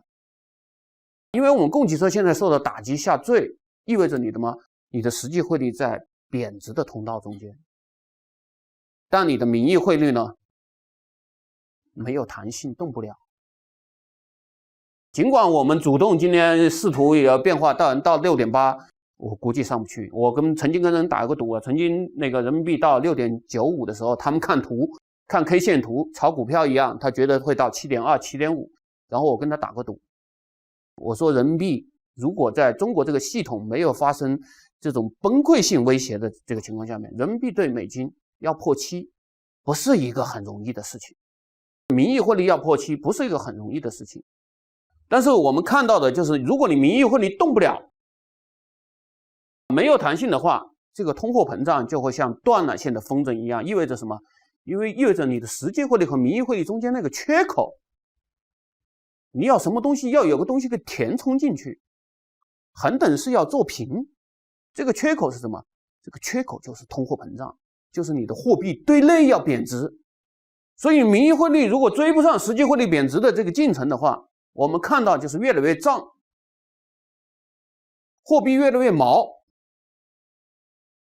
所以大家可以看到，为什么这个逻辑变成什么？贸易战打着打着，最后变成紧财政了，要去杠杆了。具体来讲怎么处理？对中国来讲，这个释放的压力无非就是两个方向。第一个方向，贬值谁不想啊？关键是你能不能干得下去，别人能不能同意你这么干，就是人民币对美元的名义汇率能走多远，是吧？为什么我说不能破7？不仅要经得美国人同意，而且要和什么全世界人民商量。因为今天经过过去30年这个全球化的浪潮以后，中国今天就相当于30年前的美国，是全球经济、全球制造业的工业的枢纽，4万多亿美金的贸易体，一头大量进口，一头大量出口。你人民币要选择一个趋势性方向动，所有的人都会跳起来。所以你不到万不得已，你能动这个汇率吗？我觉得不会动。不会动意味着什么呢？意味着你整个系统孕育的这么大的压力，它要解决，它要释放，这么大一个皮球已经吹得很胀了，这么个皮球，它要慢杀气，慢慢的把气杀出来。主要靠什么？主要靠你内部的政策去解决问题。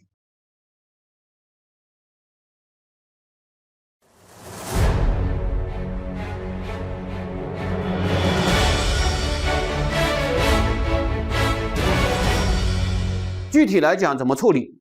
对中国来讲，这个释放的压力无非就是两个方向。第一个方向，贬值谁不想啊？关键是你能不能干得下去，别人能不能同意你这么干，就是人民币对美元的名义汇率能走多远，是吧？为什么我说不能破7？不仅要经得美国人同意，而且要和什么全世界人民商量。因为今天经过过去30年这个全球化的浪潮以后，中国今天就相当于30年前的美国，是全球经济、全球制造业的工业的枢纽，4万多亿美金的贸易体，一头大量进口，一头大量出口。你人民币要选择一个趋势性方向动，所有的人都会跳起来。所以你不到万不得已，你能动这个汇率吗？我觉得不会动。不会动意味着什么呢？意味着你整个系统孕育的这么大的压力，它要解决，它要释放，这么大一个皮球已经吹得很胀了，这么个皮球，它要慢杀气，慢慢的把气杀出来。主要靠什么？主要靠你内部的政策去解决问题。怎么样推进你广义财政的收缩？广义财政收缩的对应的另一面就是什么？就是影子银行的崩溃，广义信用的收缩。所以这个事儿做得很艰难，很痛苦。那接下来结局无非是3种结局：一方是要去杠杆，要收缩，要释放压力，无论是快杀气还是慢杀气；一方利益受损，繁荣的受益者。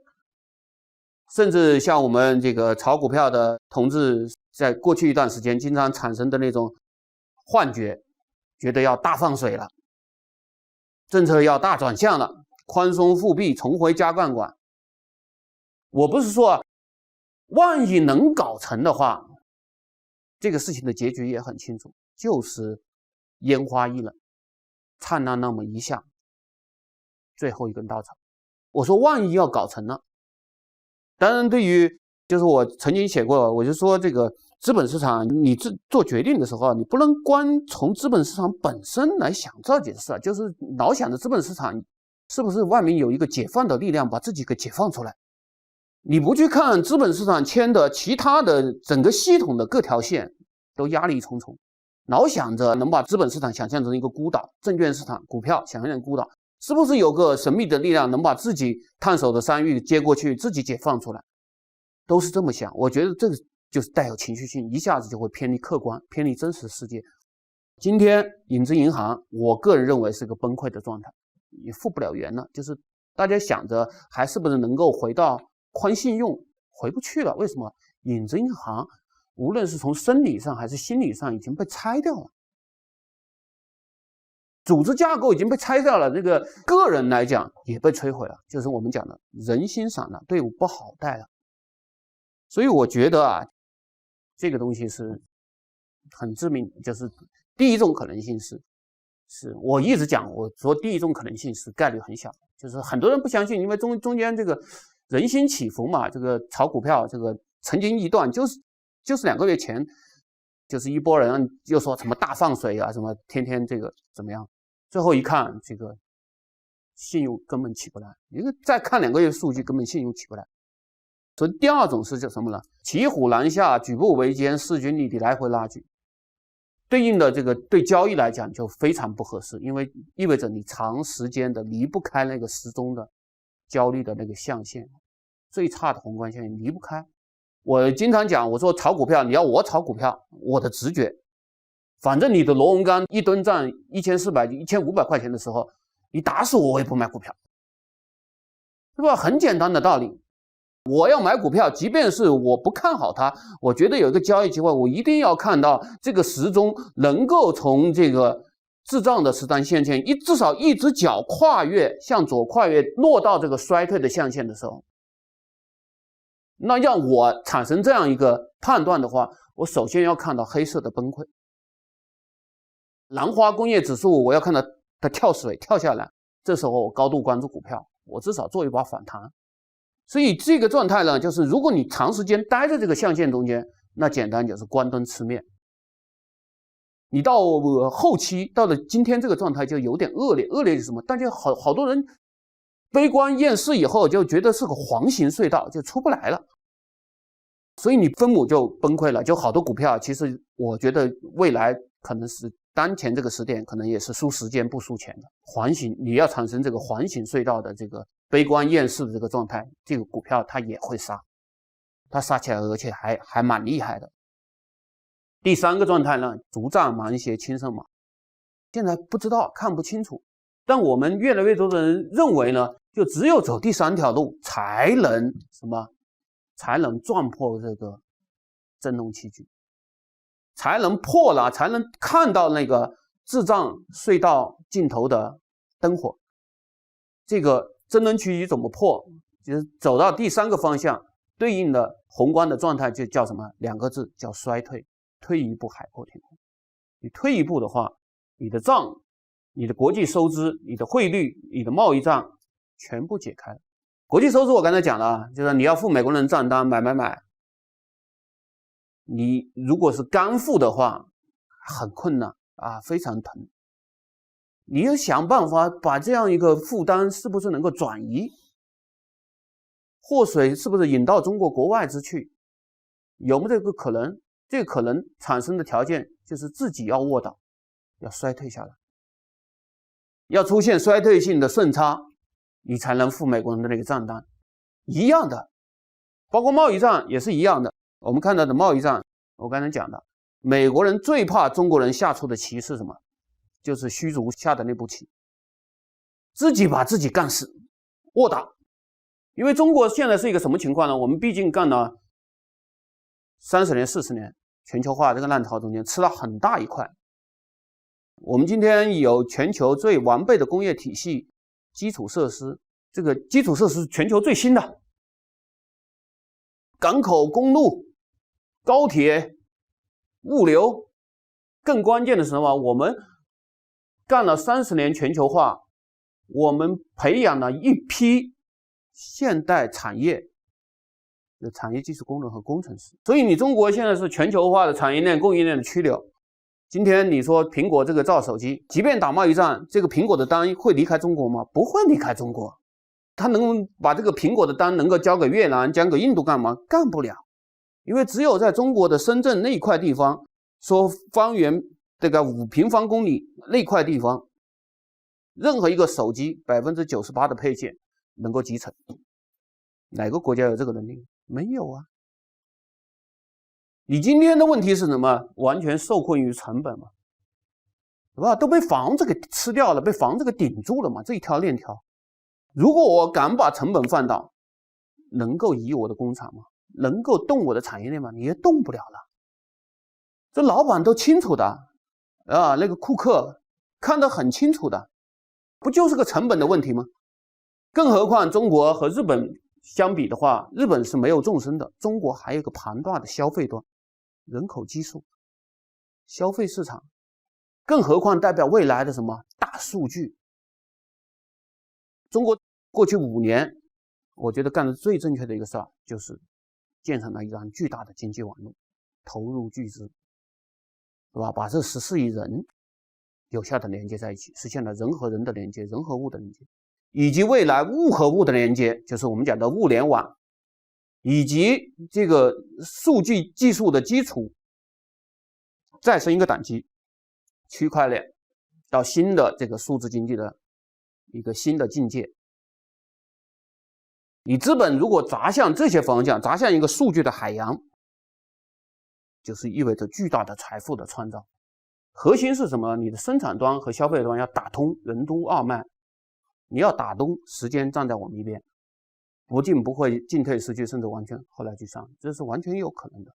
但是打通的这个障碍是什么？是心魔。你必须要做2个事情，第一个，你一定要抑制，一定要收敛这种通货膨胀型的权力经济扩张的模式。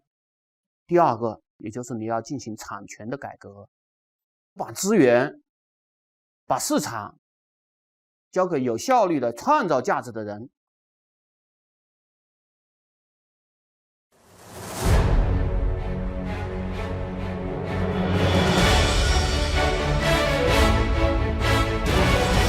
达里奥的去杠杆，对吧？在中国影响很大，这是毫无疑问。就是最近他好像又一本新的书，但他那篇文章《经典去杠杆》应该说在中国影响至深。达里奥的这4个方向应该说非常清晰，是吧？就是第一个就是叫债务减免、减记，是吧？第二个叫支出紧缩，第3个叫债务转移，把财富从富人转向穷人，第4个呢叫债务货币化，印钞票。而且达里奥呢，曾经在他那个给纵观现在整个全球经济体曾经经历的所谓的去杠杆过程，他进行了一个归类为3种场景或者3种案例，一个是糟糕通缩去杠杆，一个是良好的货币化去杠杆，还有一个是糟糕的通胀去杠杆。我觉得到中国，可能是因为中国同志们经历了过去10年繁荣以后，对去杠杆天然的恐惧，所以对这篇文章呢，可能完全出于不同的内心啊。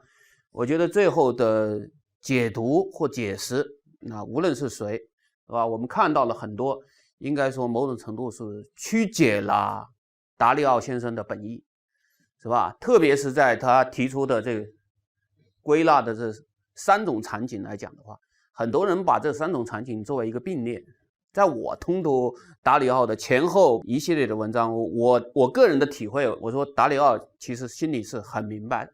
达里奥是把这3种案例作为一个什么？其实没有把它作为一个并选的一个并列的过程，一个案例，一个例子。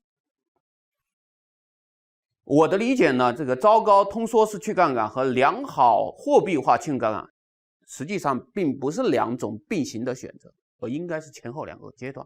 简单讲，如果没有前面糟糕的通缩式去杠杆，就是承受一个巨大的痛苦和出清，就不会有后面良好的货币化、债务货币化去杠杆所能得到的理想的结果。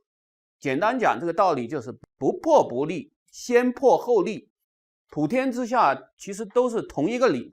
之所以到这个糟糕的通胀式的去杠杆引致社会震荡，是因为不愿意经过前面糟糕式痛杠杆，这3个是分不开的，绝对不是并立的过程。我觉得去杠杆过程问题，它的局限性来自于就是我们讲的达里奥的提出的4种去杠杆的选项中间，前2个选项，说实话，在中国它是不能够干的。如果你这2个方向不能通，一不能收敛通货膨胀型的权力经济；二，没办法进行产权改革。你的去杠杆注定就会在一个非常逼仄的空间中间去做选择。我们看到在这个逼仄的空间中间，我们看到的过去从16年开始到现在，所有的都是为这个系统的 power 的时间最大化，把它作为至高无上的利益的目标。比方说打着供给侧结构性改革的旗帜推出的3去1降1补，所谓去产能，通过行政通过环保去产能，希望涨价去产能，是要解控什么？解控国企，改善僵尸经济的资产负债表。这个方向非常明显，就是把中下游的利润往上游搬。然后第二个呢，我们整体设计防止去库存，防止去库存解困的是地方政府。房子在中国呢，实际上是一个什么东西呢？简单讲，是整个的地方投融资体系的一个融资制度的安排，把这个老百姓的储蓄通过房子这么一个搭建的机制，然后转化为各种各样的什么地方政府的收入，然后地方政府呢拿这些收入呢，然后再放到商业金融系统中间作为抵押，然后把杠杆放出来，然后再做投资，这就是一个闭环。所以防止去库存，应该说，从某种程度上讲，就是经济最困难的时候，因为那时候房子全部压在房地产商手里。成为积压的库存，意味着地方政府面临着财政悬崖，没收入转化不了所以经过这2年，你看房子的库存现在已经压得非常非常低了，历史的低位。当然，地方政府还是没钱，为什么？因为要花钱的地方太多。第三个，我们看到的做的事儿，就是把这个整个金融系统搭建的各种交易性的积木。金融和金融的自娱自乐，各种嵌套，各种资产池，各种资金池，各种交易结构，各种抽屉协议，把这个事情给干掉。我个人觉得还有很多的残余是冲不掉、解决不了的。最后一把就印一把钞票，债务货币化，放水冲沙帮银行，帮银行是缓释资本的压力。比方说把地方政府这个债务的风险权重降到0，资本解放出来，资本充足率给解放出来。比方说在银行间放了很多的水，帮银行解决什么？帮银行的成本降下来。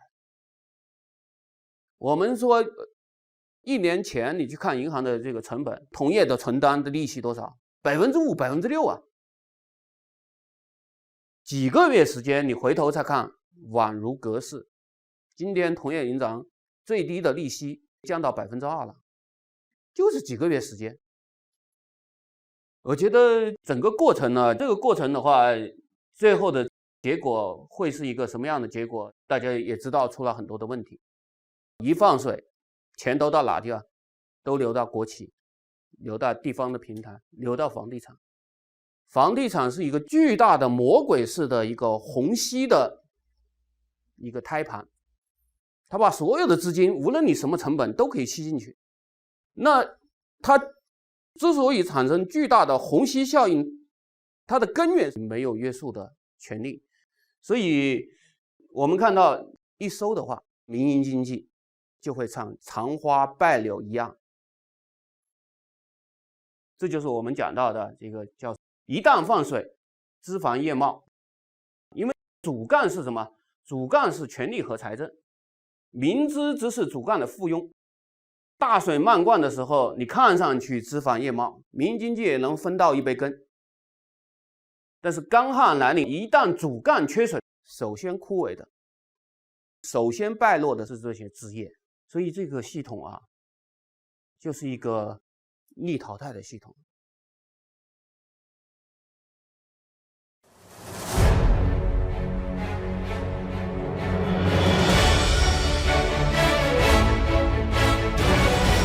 简单讲，就中国的去杠杆，在这帮人看来，更多的就像一个整个经济中间、整个系统中间这5个部门的一个风险的分摊。哪5个部门呢？就是一个国外、国内4个部门，一个政府，一个企业，一个私人部门的家庭，还有一个是什么？还有一个是金融。所以排在第一位的分担风险的当然是贬义贬值。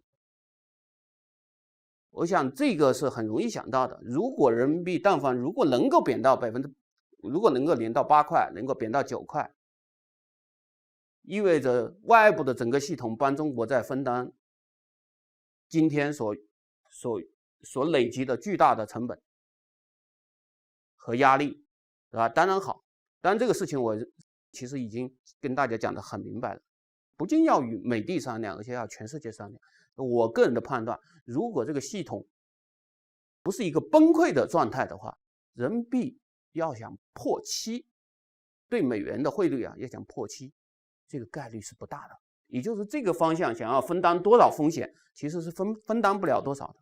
第2个方向呢，就是刮一点家庭。我们这个方向其实是做的，老百姓把家里面的6个钱包都变成钢筋水泥的时候，老百姓实际上已经受掉。你看那些跟房子相关的那一块，汽车啊、家装啊、白色家电啊，只要房子一败，立马跌得稀里哗啦。第3个呢，叫打一点土豪之秋风，简单讲就是资产通缩。过去2年其实一直在干。我在去年的3月份曾经有一个演讲，有一个讲话叫剃刀与钝刀，漂亮的去杠杆对应的就是钝刀子割肉，就是文火慢炖。通俗一点的讲，就是经历了过去繁荣周期的所有的参与者，最好一个都不要跑，咱们共担风险。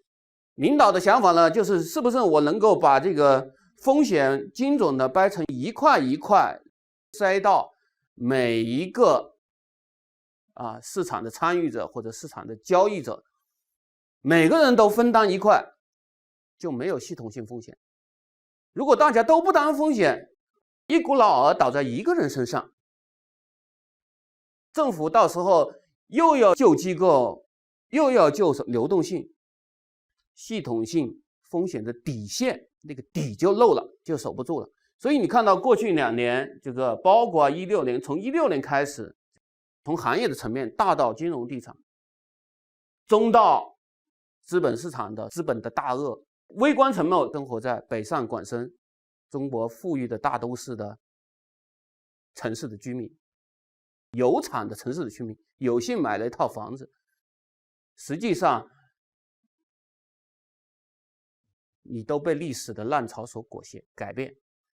第4个呢，就是金融叫银行背锅，回过头来慢慢在帮银行。我曾经讲过，在我们的这样一个结构中间，这是一块三明治，上面是中央，下面是地方，中间夹的那块肉就是银行。银行是这个系统中间家里扛事的那个主。我们这个系统说实在话，地方政府权力来自于我的上面，我欠的钱，我欠的债都是中央财政的债，都是中央政府的债。我想放到全国，如果均开一下，1:3是完全可能的。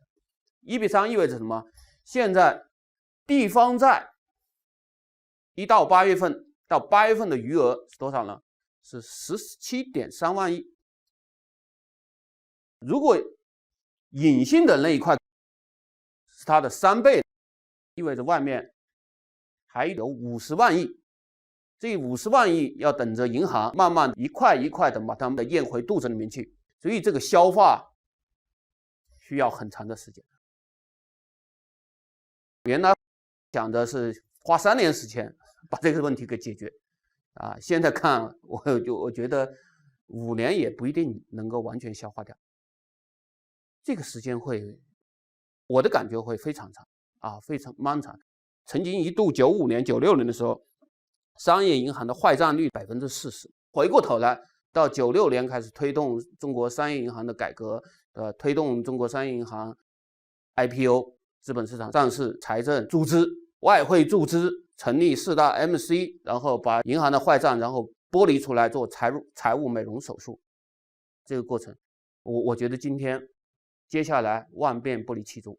比方说调整银行的拨备政策，帮银行缓释资本；比方说水漫银行街，大量放流动性，帮银行降低负债的成本；比方说接下来会成立在银行底下会成立很多 SPV， 再把这个股权拨落到那个 SPV 里面去，银行的表进行财务美容。可以想见这样的方法后面都会做。这是第4个方向。第5个方向要放水冲沙。印钞票本质上讲是一种铸币税，之所以这一步还不敢明目张胆的放出来，是因为今天中国过去累积的债务已经把这个通货膨胀顶到民生消费品的价格的边缘，就是我刚才讲的，今年的中国的民生消费品其实已经涨得一塌糊涂了。如果在这个方向打开缺口，直接威胁的是那批沉默人群的利益。简单讲，前面5个方向，前面至少3个方向，国内的3个方向，威胁的还是经历繁荣期的大小不同的受益者而已。但是如果你到了第5个方向，真正中央银行如果是放水冲沙的话，直接转化为铸币税的话，通货膨胀的话，真正影响到那一批沉默的人群，低财富的人群。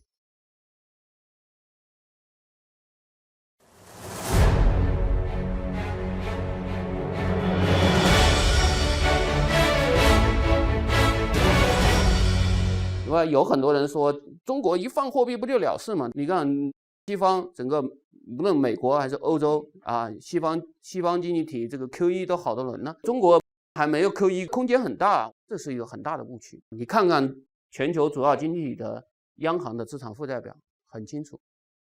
我们有一个误区，认为美国妈妈过去10年中间经过3轮的大 QE， 认为美国妈妈是一个很胖的妇人。实际情况，美国妈妈的身材非常的好，即便做了3轮的 QE 啊，央行的资产负债表膨胀到了4.5万亿美金。我们看到央行的资产占美国经济总量的比例只有 23%， 身材好得很。欧洲妈妈呢，以前还可以啊，但是14年之后，特别11年发生欧债危机以后，也是大量 QE， 大量垃圾债，欧洲5国的大量垃圾债，就这几年胖得很厉害，现在达到了 40%。 中国妈妈现在从名义上讲什么都没干，好像什么都没干，今天你实际上已经是一个挺胖的一个妇人，你占经济总量的比例，央行的这个资产占经济总量的比例，现在已经达到了 43.88%， 其实是一个很胖的过程。我们喜欢拿一个垫背的说日本，你看日本 95%， 但你想一想，日本是缩了多少？已经缩了快30年时间，这30年时间，央行不断的买，甚至把大企业的股权都已经买到央行的肚子里面，才买成 95%。 这不是最主要的，关键是日本外面海外还有一个日本。我们看到日本的 GNP 实际上是现在日本 GDP 的快2倍。日本的宏观对冲做得非常好，海外还有一个日本。所以你如果把它的分母，把经济总量乘个2，即便是500的债务率，一下子变成250了，也不是那么可怕了。中国多少？按照资产负债表的衡量，中国是270了。所以日本你即便500的负债率，整体500负债率，你如果除以 GDP 乘个2，分母乘个2，就变成250了，就不是那么可怕了。中国妈妈不是不想 QE， 但是 QE 的这个价格非常的敏感。今天所有的人希望央妈出手，心里面想的都是想以刚兑的价格把自己手上的烫手山芋给接走，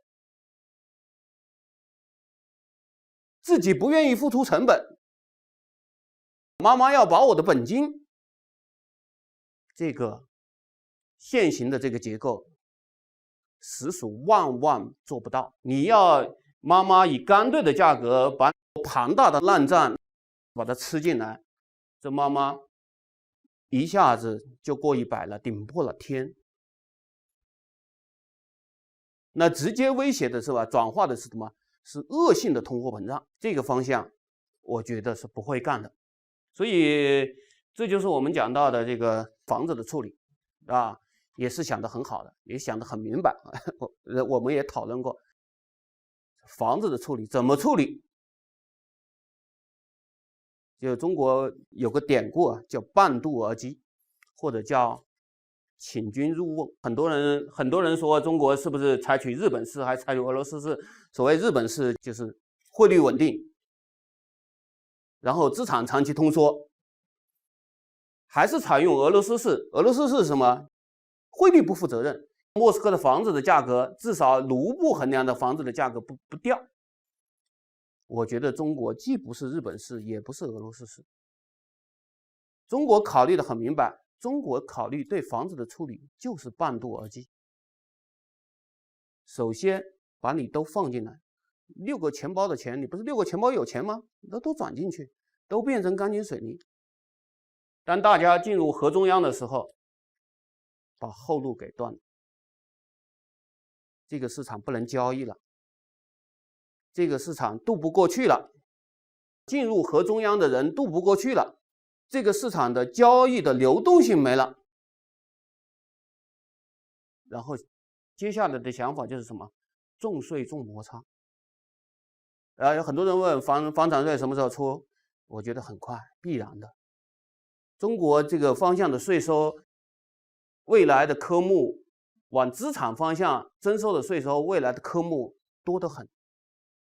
比方说遗产税，比方说赠与税，比方说资本利得税。我们曾经买房子的时候，大家是交过70年的土地的转让的收入的，就相当于收过你一把什么？有很多人说，其实中国是收过什么？收过房产税的。你不是土地使用权70年，当时卖地的时候一次性交了吗？这个是有道理。但你想一想啊，你土地的使用权当时70年是一定交了，但是土地的买到你手上建成房子以后，后面的增值的收入你是没收税的，它完全可以把它转化为什么？房子持有的税收进一步征收。结合中国的未来的税制的改革，所以这个方向呢，我觉得房子这个应该说作为一个资产形态，大家应该看得很清楚，这个政策的取向啊，就是把交易给断了。房子作为一个资产的金融属性见没？虽然房子作为一种储蓄的形式，那种财富的美好感觉，在城市居民的心中还会长期存在。因为中国的老百姓买了房子，就像什么，是吧？其实很正常，这个心态啊，就像这个散户买了股票一样。只要这个家里面，只要我还有工作，我还有一份恒常的收入，这个房子其实往下跌的话，跟他个人来讲关系不大。你只要不要跌得那么狠，让他心中那个财富的感觉还存在的话，长期存在、惯性存在的话，这个就没有太大的问题。但是如此一来呢，我们出现的一个问题，就是在未来的整个资产配置中间、选择中间，这个方向，我觉得会出现根本性的改变。因为房子一旦没了交易的话，这个价格的变动，它会非常的缓慢。但是这么高的一个价格，如果它没有资本利得的话，就是没有价差的话，这个房子作为一个资产的存在的话，它每年获得的资产的回报率就会变得非常的平庸，变成一个平庸的低收益率的资产。对吧？即便你要么租，要么呢自己住，把它转化为什么可以衡量的一种经济收入，比上现在房子这个价格，回报率是非常低的。所以你以后老百姓在家里面做增量选择的时候，房子在这个广义的资产收益率频谱中间就会排在很末的位置。慢慢的老百姓新增的财富就会向广义资产频谱的上端去寻找合适的资产，转化成为一个什么脱虚向实的安排，房子最后的形态就是一个后尾分布，落日的余晖。我觉得中国的房子应该说从这个角度来讲，我觉得这个考虑应该是充满了中国智慧，也符合人性的要求，人也能够接受它了。中国这个体系也能接受这样一种调整，但这个时间会很长。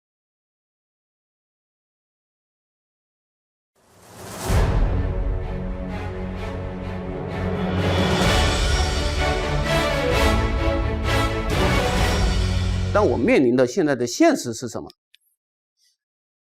现实我们看到其实有点残酷就是我们今天看到中国的股票，我觉得中国今天的股票的问题，核心问题是分母处在一种情绪崩溃的状态，就是说它的风险的溢价给的有点没有底线了。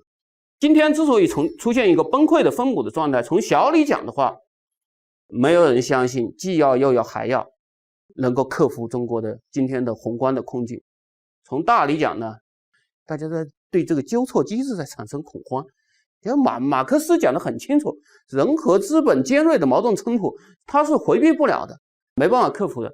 但即便是搞得再烂，曾经一度把这个利息搞到一个负利率的水平当时有一个非常著名的投行说是2016年已经跌到5000年来的一个低点。我不知道5000年这个利息这个数据它怎么做出来的，反正它做出来了。跌到负利率这个状态意味着什么？意味着宏观的投资和储蓄都有可能被毁掉，最后整个系统会呈现一个巨大的不稳定性和风险的释放。这个时候西方的纠错机制，那套纠错机制开始发挥优势了。本质上讲，它是一个内敛的系统，就像一个刺猬，就是靠一个生物质的本能当一个刺猬遇到外部有危险的时候，它的本能的反应是缩成一团，倒刺张开。所以你看到这样一个由生物质支配的系统的话，它的本质是内敛的、管控的。我们看到接下来的选择一定是整个维稳的机制高度升级，各种风险都管控起来。这个系统是一个逆淘汰的系统，所以这个系统如果时间拖长了，会进入一个低效率的陷阱。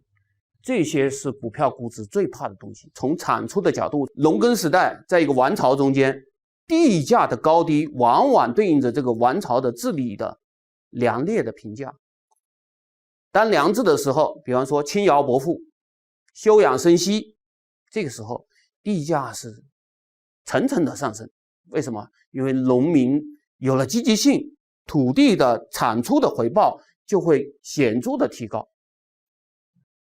但进入劣质的时候，比方说苛捐杂税、土地兼并、流民失所，往往这时候地价是暴跌的。所以我们讲这个股票我认为是治理的晴雨表。对治理的评价，它是一种更广泛的评价，它不仅仅是经济的，更有什么？更有效率和分配的价值观的评价、取向的评价。在今天中国遇到的压力是中美之间利益根本对立的一个历史端口。这个端口，美国人是很有经验的，因为他在过去的100多年曾经接受过2次非常严峻的挑战，一次苏联，一次日本。他掌握了对手的生物质。简单讲，就是美国人的那一套叫什么？叫柔道经济战。所谓柔道是什么？就是大家可以看看柔道最理想的制胜方式不是用自己的力气服下对手，而是利用对手的体重和动作的变形，让你自己摔倒。无论是对苏联还是对曾经的日本，我们看到最后美国拿下挑战者，把对手挑落马下，其实靠的就是柔道制胜。当时把苏联引到军备竞赛的方向，最后经济崩溃。把资源都导向那个无效率的方向，最后你自己崩溃。日本呢？日本当时这个系统中间最怕的是什么？最怕的是日元升值，因为当时日本的东京党是对外贸易部门，所以美国人逼着日本签缓产协议，就是把你日元的名义汇率升1倍。国内的东京党回到国内，千方百计控制实际汇率，去对冲缓产协议对实际汇率升值的影响。实际汇率是什么东西？实际汇率最简单的一个公式，上面是什么？分子是什么？是可贸易品的商品价格，底下是不可贸易品的商品的价格。那怎么去对冲？现在是名义汇率升上去了，我怎么把实际汇率怎么把它压下来，控制它不升呢？最简单的方式，把分母做大呗。实际汇率上面升的，分子升的，不就降下来了吗？受到的压力不就降下来了？国内的政策就是放水，就是金融泡沫，最后日本把自己给干趴下。今天中国遇到了同样的问题，我觉得美国人是猜透了我们的软肋，我们最怕的是成长的减速，所以他拉准了你的反应的逻辑，越没自信就会越内敛，越内敛你的供给侧你的活力的因素就消失的越快，然后你的滞胀就会越深，越胀你的股票就越跌，时间拖长了，最后情绪崩溃，分母崩溃，股票就是这么一个，最后就变成这么一个途径，漫漫雄图不知其中。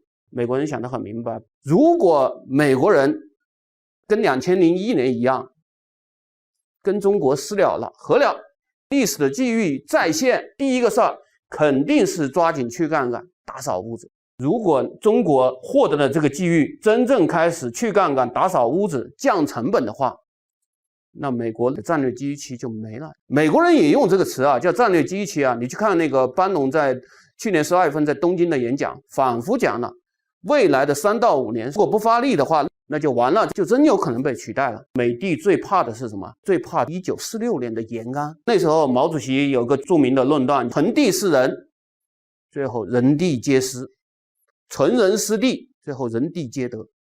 换句话讲，就是今天我们最难下出的棋是什么棋？也是美帝最怕的棋是什么？就是自己卧倒，以降低成本的方式反击美国的贸易战。他不是要挪你的工厂吗？挪你的产业链吗？刨掉你全球化红利的根吗？我自己卧倒，把成本降下来。最完备的工业体系在我手里，最好的基础设施在我手里，关键我手里面积攒了一批现代产业的产业技术工人和产业工程师。我不现在的问题不就是被房子给顶住了吗？下这个棋，动这条链，必然的面对的是个巨大的风险，毕竟对应的就是什么？房子、土地，然后是地方政府的各种债务，然后是银行的资产负债表，就这条线，敢不敢动？我们能不能动？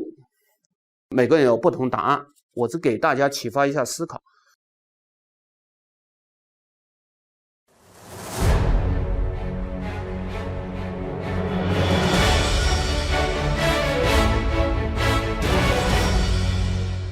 东西方之所以完全不同的处事方式，源自于这2套系统的圣经是不一样的。西方过去从1495年大航海，包括后来的宗教革命开始，资本主义的这个绵延500年、600年的繁荣期开始依托的什么呢？它的意识形态是什么？是亚当·斯密的国富论。所以我们圣经有没有改变的可能？就是你要判断这个事儿。我觉得最核心的问题就是你要去问自己，它的利益函数到底是什么？西方那个系统利益目标函数是什么？是国富论所支撑的实现国民财富的持久稳定的增长，它对应的是效率，对应的是财富。我们这个系统，我们的利益目标函数是什么？某种程度为了实现我的利益目标函数，效率财富都可以牺牲掉，因为我们是一个内敛的系统，后面2个方向的选择。你如果走向左边的话，对吧？如果选择左边的话，左边是什么？左边是当遇到外部的，这是个外部的压力啊。当遇到这个外部压力的时候，如果你走向左边的话，要改变左边的话，意味着什么？对房建制的妥协，回到老路上，去杠杆去不动了，成本降不下去。虽然暂时可能赢得国内的稳定，但是时间久了，你这个系统就像一个皮球一样，这个外部威胁相当于吹大的皮球底下放了一根针。当你这个皮球越胀越大的时候，那撞上这个针的概率就会急剧的增高。一旦撞到这根针，啪的一声，最后的结局就是一地鸡毛，这就是巨大的危机。但是你要走向改变右边的话，就是我们讲的，你要去改变右边的话，意味着你要转向效率，你要实现资源的转移，真正要实行产权的改革，你要把更多的资源从资产部门的手里，从政府的手里，真正要转到什么？转到私人的手里，转到实业的手里。你要收敛你通货膨胀型的权力经济，你要走向这个方向呢，就是我讲的克服心魔。你还能不能展现出来扶持作用能够突破？所以大家对这个事没有信心，反映到股票的就是分母的崩溃。真正你要走向这个方向，就是简单讲，要破这个真龙棋局啊，要出现一个驱逐，持掰为怀，了无牵挂，没有执念。其实你要放在经济上讲的话，就我理解，反正我自己琢磨的啊，你能不能真正放下房建制他们，房子、土地、地方政府的债务、银行资产负债表那条链条，敢不让触碰？这讲的是我们经济的需求端，因为我们今天的需求端就被这些东西给顶住，没有执念，实际上是讲的我们经济的供给侧。你能不能解除心魔，真正拥抱什么？拥抱效率，拥抱普世的规则，突破这个心魔的话，我觉得中国的这个银行股从5倍一下定位到10倍，其实很简单，是不要你花1分钱，不要你放水。但你这个股票的估值呢，真正的中国股票的估值的中枢想一步一步稳定的抬起来，站住了，你一定要扎扎实实的一件事一件事的做。说实在话，今天纯经济的状态，就是我们讲的滞胀的状态，你从现在内生的情况去看的话，这个组合显然没有到自然演化的终点，就像你这个皮肤上长了一个疥疮一样的。简单讲，现在你看到的就是红肿，是吧？里面有脓血，但这个脓血呢还不至于，还没有到那个什么脓血自己把表皮顶破，自己流出来那个状态，破皮而出的那个状态，这个状态显然没有到。什么时候到呢？我个人认为可能明年上半年大家密切关注。这个前提是什么？就是中间没有任何的变动，没有任何非经济因素的变动的话，纯粹的经济因素去研判现在这个经济的宏观的这个状态，这个滞胀的状态，它的衍生，我觉得还得往深里走。从时间点上得到明年上半年。明年上半年什么时候你见到中国的黑色跳水了，中国的南华周期品价格跳水了，什么时候你就提起精神，准备认真看股票。因为它意味着什么？意味着有可能你从美林时钟的那个最差的宏观象限，就是滞胀的那个宏观象限，有可能向左移动，一只脚跨入到衰退的象限。一旦跨入到衰退的象限中间，金融资产的交易机会就出来了。当然这个跨越的过程我觉得可能会比较痛苦，也就是说你如果没人管的话，让它真正到明年上半年这股票跌到什么时候谁也不知道。那我就是说到明年上半年涨的方向肯定还会往深里走，因为明年猪神归位，很现实的，养猪这个行业赔钱赔了2年前了，你要杀猪仔已经杀了2年了，基本上杀空了，再加上鸡蛋、火箭弹啊，我反复讲，滞胀是一种经济激励，滞胀是什么？是经济的供给侧出了问题，是因为你的实业的 ROE 全部给吃掉了、挤掉了，所以你老在需求端放水鼓捣，在货币信用端做文章，永远解不了问题，这个水只会留在银行间。也就是做一点什么呢？做一点利率的陡峭化，赚一点套利的小钱。你如果不解决 ROE 的问题，这个钱是怎么可能从银行流到实业去呢？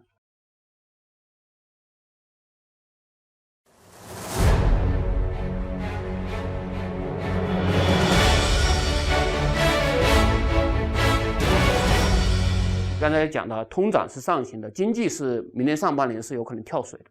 大家可以看看这个投资啊，很明显，今年上半年跳水是什么？基建跳水。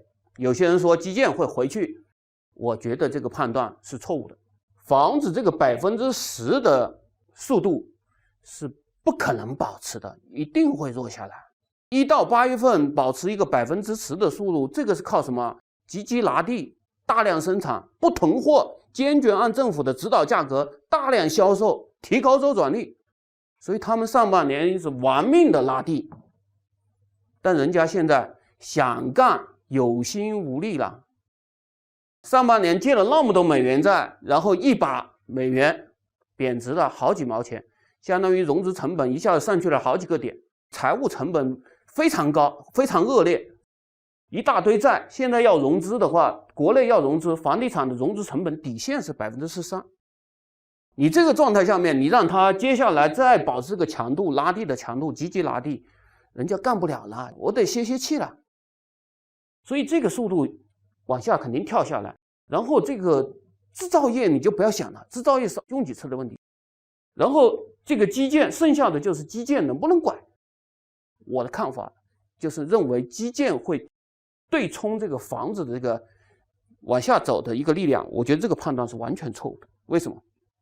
大家看看这个线，就是这个指标是我经常用的，叫固定资产投资施工项目计划总投资额，这个是每个月都必然要公布的，放在投资的项目中间是必然要公布的一个项目。但今年很奇怪，1月份开始这个数据不发布了，为什么？是因为这个红线呢，可能在大幅跳水。这个背后的原因是去年10月份金融工作立规，债务终身追责。现在你看到的这个所谓的投资，都是在什么？都是在消耗已经开出来的项目，消耗一点是一点。所以明年我觉得这个基建搬过来的可能性是不大的。整个投资往下一跳，然后大家再看出口3驾马车，出口台日韩，因为全球是供应链嘛，全球化叫代工厂是产业链嘛。我们这边的就是往往台日韩他们做出来的东西是我们这边的这个关键零配件嘛。大家做的是同一个单，只不过前面一站呢，前面1个月在台日韩，后面1个月在中国。大家就是这么合作分工的一个模式嘛，所以台日韩皮下来了，它意味着中国想保持今年上半年这样一个出口的强势，还可以12%、13%，还可以就保持这样一个速度，很困难的。然后再看消费，耐用型的汽车的消费、家装的消费、家电的消费，这些东西其实就是一个房地产繁荣周期的一个产业延伸，就是所谓我们叫做排卵式的消费。你一旦房子倒了以后，你看看房子的销售往下一掉，你再看看这些东西，非常的明显。所以我们讲的话，到明年上半年，从指标上讲的话，你要看纯粹的经济因素，到指标这个现在这个状态还会往深里走，走到明年上半年。股票的话，到时候买什么东西，反正中国呢长期的这个趋势，大家应该看到很明确的，这个国家确实在转型，无非就几个东西，时间在变老，也就是说你整个经济的模式和投资的强相关的模式一定会弱化，人口在变老，是吧？人心在变安，大家关心的生活的价值观、生命的价值观，这个国家都在发生变化，叫做美好生活的诠释。你要细化去解释它的内涵的话，可以解释很多东西，意味着在新时代中间，你中国未来你看到的这个产业趋势的演进的方向，一定会大大不同于金融地产的这个镀金时代。就完全不一样。虽然镀金时代现在已经很便宜了，为什么便宜？便宜是因为它被时代所抛弃，因为便宜是它被时代所抛弃。那这些东西呢，有的很贵，还没跌下来，但是没跌下来，可能是因为别的原因，是因为你严格的资本项管制。